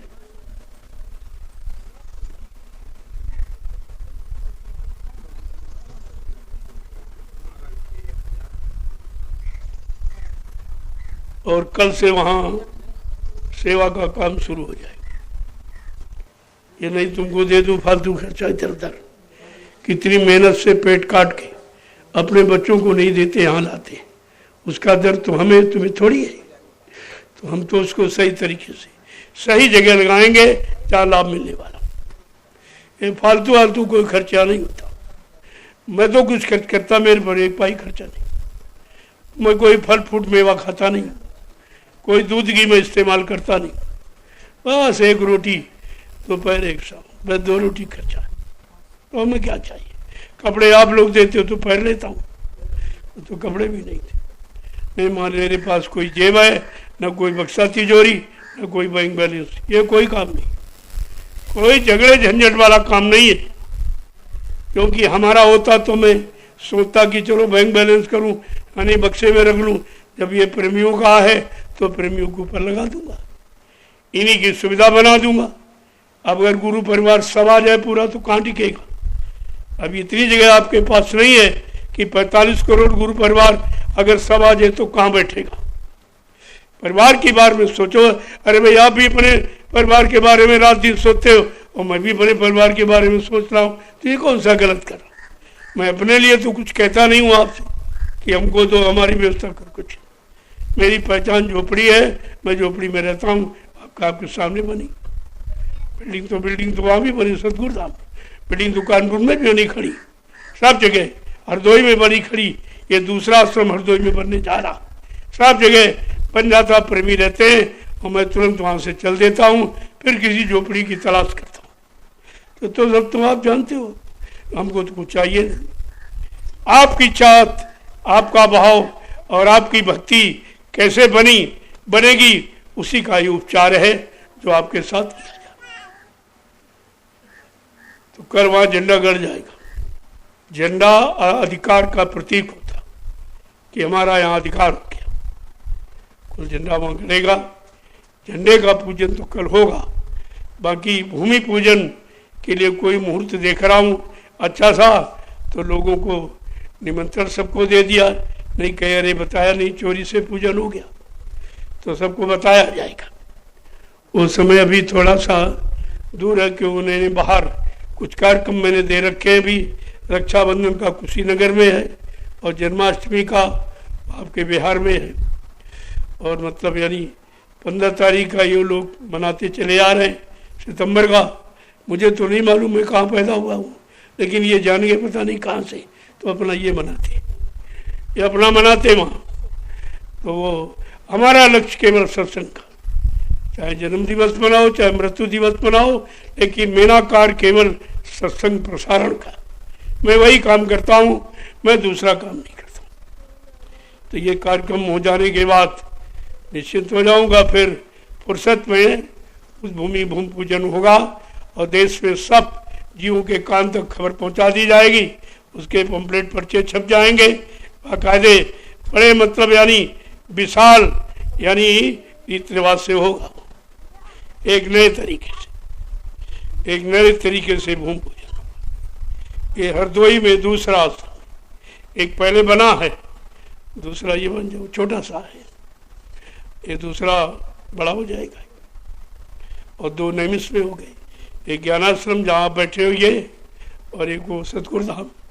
2 आपके नैमिषारण में हो गए, और 2 हो गए हरदोई में, और 2 हो गए कानपुर में। 6 आश्रम। धीरे धीरे जैसे जैसे परिवार बढ़ता जाएगा मकान की जरूरत बनेगी। अरे भाई आपका परिवार बढ़ता, आप दूसरा मकान बनाते हो, तीसरा बनाते हो, तो यहाँ तो इतना बड़ा परिवार है, इनमें शंका की क्या बात। ये तो जमीन कम पड़ रही है और चाहिए। आप पहले आ गए हो, जो बेचारे पीछे पछता के आएंगे वो कहेंगे आप पहले आ गए थे तो आपने व्यवस्था क्यों नहीं की। तो आपका धनी व्यवस्था में लग जाएगा, वो भी लाभ उठाएंगे, तुम भी लाभ उठाओगे। इस धन, ऐसा धन जहाँ लगता, जहाँ अपने काम आए और करोड़ों लोगों को काम आए, उसको कहते परमार्थ। वो परमार्थी सेवा मानी जाती है, और आपसे वही कराया जा रहा। तो यहाँ कोई संख्या नहीं निर्धारित है कि आपको इतना देना, ये डाढ़ बांध यहाँ नहीं। स्वेच्छा से ये तो कहा है कि भाई आप नौकरी करते हो, वो दशांश गुरु का है, मैं नहीं कह रहा हूँ, वो तो दशांश है ही, वो आपको देना चाहिए। और नहीं दोगे तो तुम्हारे से निकल जाएगा, फिर आप परेशान भी होगे और खर्चा ज़्यादा हो जाएगा। इससे समय पर ये दशांश जरूर निकालते रहो, और इसी दशांश से मैं आपका काम कर दूंगा। अलग से लाने की कोई जरूरत नहीं। वैसे तो 12 महीने होते थे, तो 1 महीने का कमी पड़ा, तो 12 महीने के हिसाब से 1 महीने से ज़्यादा बनता है। लेकिन मैंने 1 ही महीने रखा कि चलो 1 महीने की तनख्वाह और वेतन और 1 महीने की जो मतलब यानी किसी को इंश्योरेंस पेंशन कुछ मिलती है, अरे उससे निकालते रहो तो भार कम हो जाएगा। सब खाते रहो, सब लाद लोगे तो दे नहीं पाओगे। फिर बात को समझा करो, यहाँ लिया नहीं जाता, यहाँ तुम्हारा कर्म कर्जा उतारा जाता। जय गुरुदेव। अब आप चलो देखो, वो जो आवास बन रहा वो सबके लिए, वो किसी एक का नहीं है, वो सबका। तो सब लोग मिलके जल्दी उसको बना डालो, क्योंकि आज मौका है, कल से फिर सेवा माँ चलेगी। वो बहुत जरूरी है। उस मतलब यानी बगीचों को साफ करना, वो पूरा बाग ही है, सारा इक्विलिप्टस लगा हुआ है। और आपका तो ये सब पेड़ पौधे हैं, घास हो गई, उसको सफाई कर दो, और सब व्यवस्था बनी। आपको बनाना नहीं है, केवल सफाई करना और देखभाल के लिए 2-4 लोग वहाँ परमानेंट रहेंगे। कल वहाँ उनकी झोपड़ी बना दी जाएगी, कल ही से वो वहाँ आवास करेंगे और अपने पेड़ों की देख रेख करें, ताकि कोई पेड़ इधर उधर काट पीट ना सके। जब पता चल गया कि बिक गया तो सब वहाँ मनमानी करने लगेंगे कि अब तो बिक ही गया, जल्दी करो जल्दी करो। अरे इतना बड़ा जनमत, तो वहाँ से लोग 4-6 लोग पना रहेंगे वहाँ, और दिन में तो जो सेवा करने जाए चला जाए, और शाम को वापिस आके अपना यहाँ आ जाए।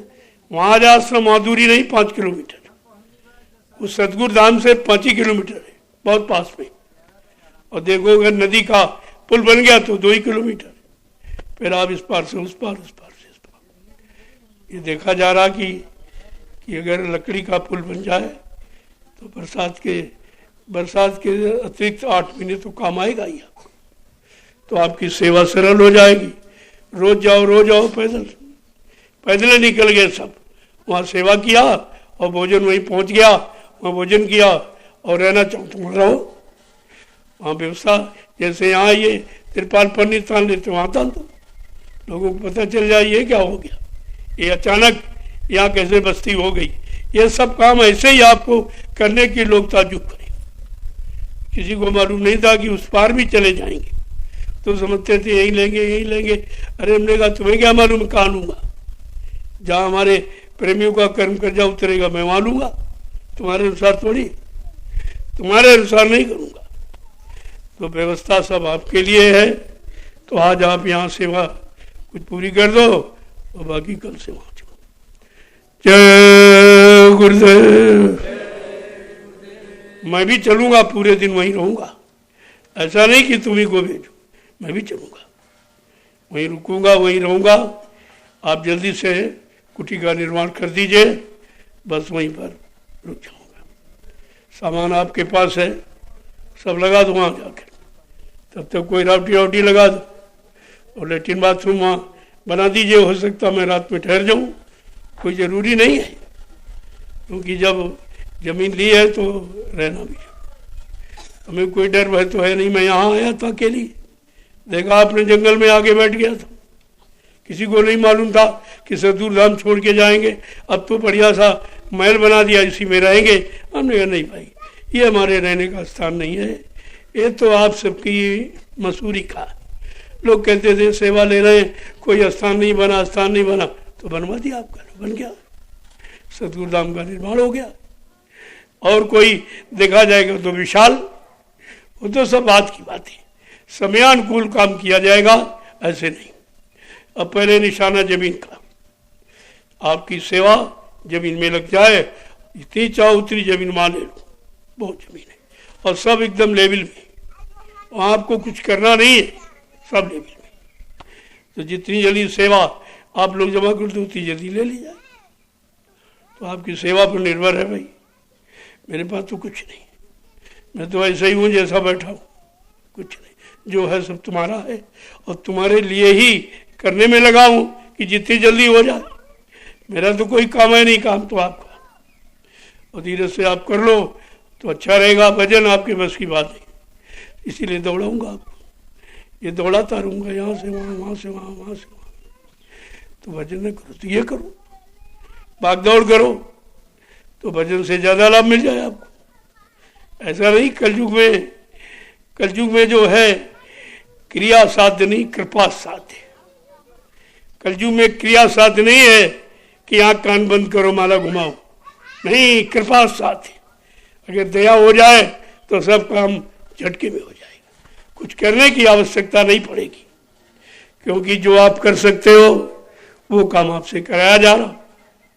भाई एक दिन की मजदूर भी एक दिन की मजदूरी दे सकता है, इसमें देने में क्या दिक्कत। और इसी से तुम्हारी संख्या इतनी है, दे दे जल्दी से तैयार हो जाएगा और फट से दूसरा प्लाट ले लिया जाए ताकि कार्यक्रम करने की सुविधा हो। वो तो बाग है पूरा, उसकी सफाई करनी ठहरने के लिए बढ़िया है, और इच्छाया है आप वहाँ ठहरने के, और कार्यक्रम के लिए कोई मैदान आगे फिर देख लिया जाएगा। जमीन बहुत वहाँ बिक रही है। जय गुरुदेव। अब आप लोग चलिए, आज यहाँ सेवा कर लो, तैयारी वहाँ की करो। एक ट्राली में सब लोग को भर लो और फावड़ा और कुदाल, हंसिया, खुरपी, सब औजार लेके एकदम लैस हो जाओ, चल पड़ो, एकदम मतलब चल पड़ो वहाँ उस मैदान पर, एकदम हावी हो जाओ, एकदम साफ करके। देखो यहाँ की घास दिखाई दे रही, कितना जंगल हो जाता था, लोग आने में परेशान होते थे, और तुम जहाँ पहुँच जाओगे वहीं साफ आई, वहीं साफ मैदान हो जाता। और जहाँ आप रहने लगे वहाँ आने जाने का तांता लग जाएगा, वहाँ तो सब लोग आएंगे जाएंगे आए, क्योंकि आश्रम से दूरी बहुत कम है। नियमित से आएंगे और नियमित सीधे आश्रम आ जाएंगे, अब वो नियमित से इसका एकदम मेल हो जाएगा। ये सब देख के समझ के काम किया गया है कि आश्रम की महिमा, सतगुरु धाम की महिमा और बढ़ जाए। तो वहाँ तो जगह कम थी, वहाँ लोगों ने ये बना लिया, नहीं बाबा जी को ज़रूरत है और इनको महंगी दो।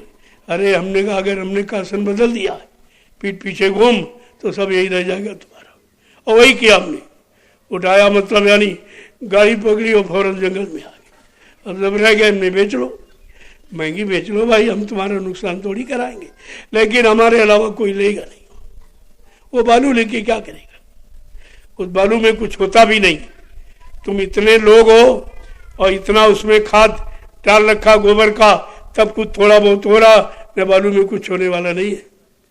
अब उसमें हम पैसे नहीं फंसाएंगे, आपकी सेवाओं का दुरुपयोग नहीं करेंगे। वहाँ आश्रम भर के लिए बन गया, पर्याप्त है। अब इधर सब इधर, ताकि कितने भी लोग आ जाएं, सबके लिए जगह बने।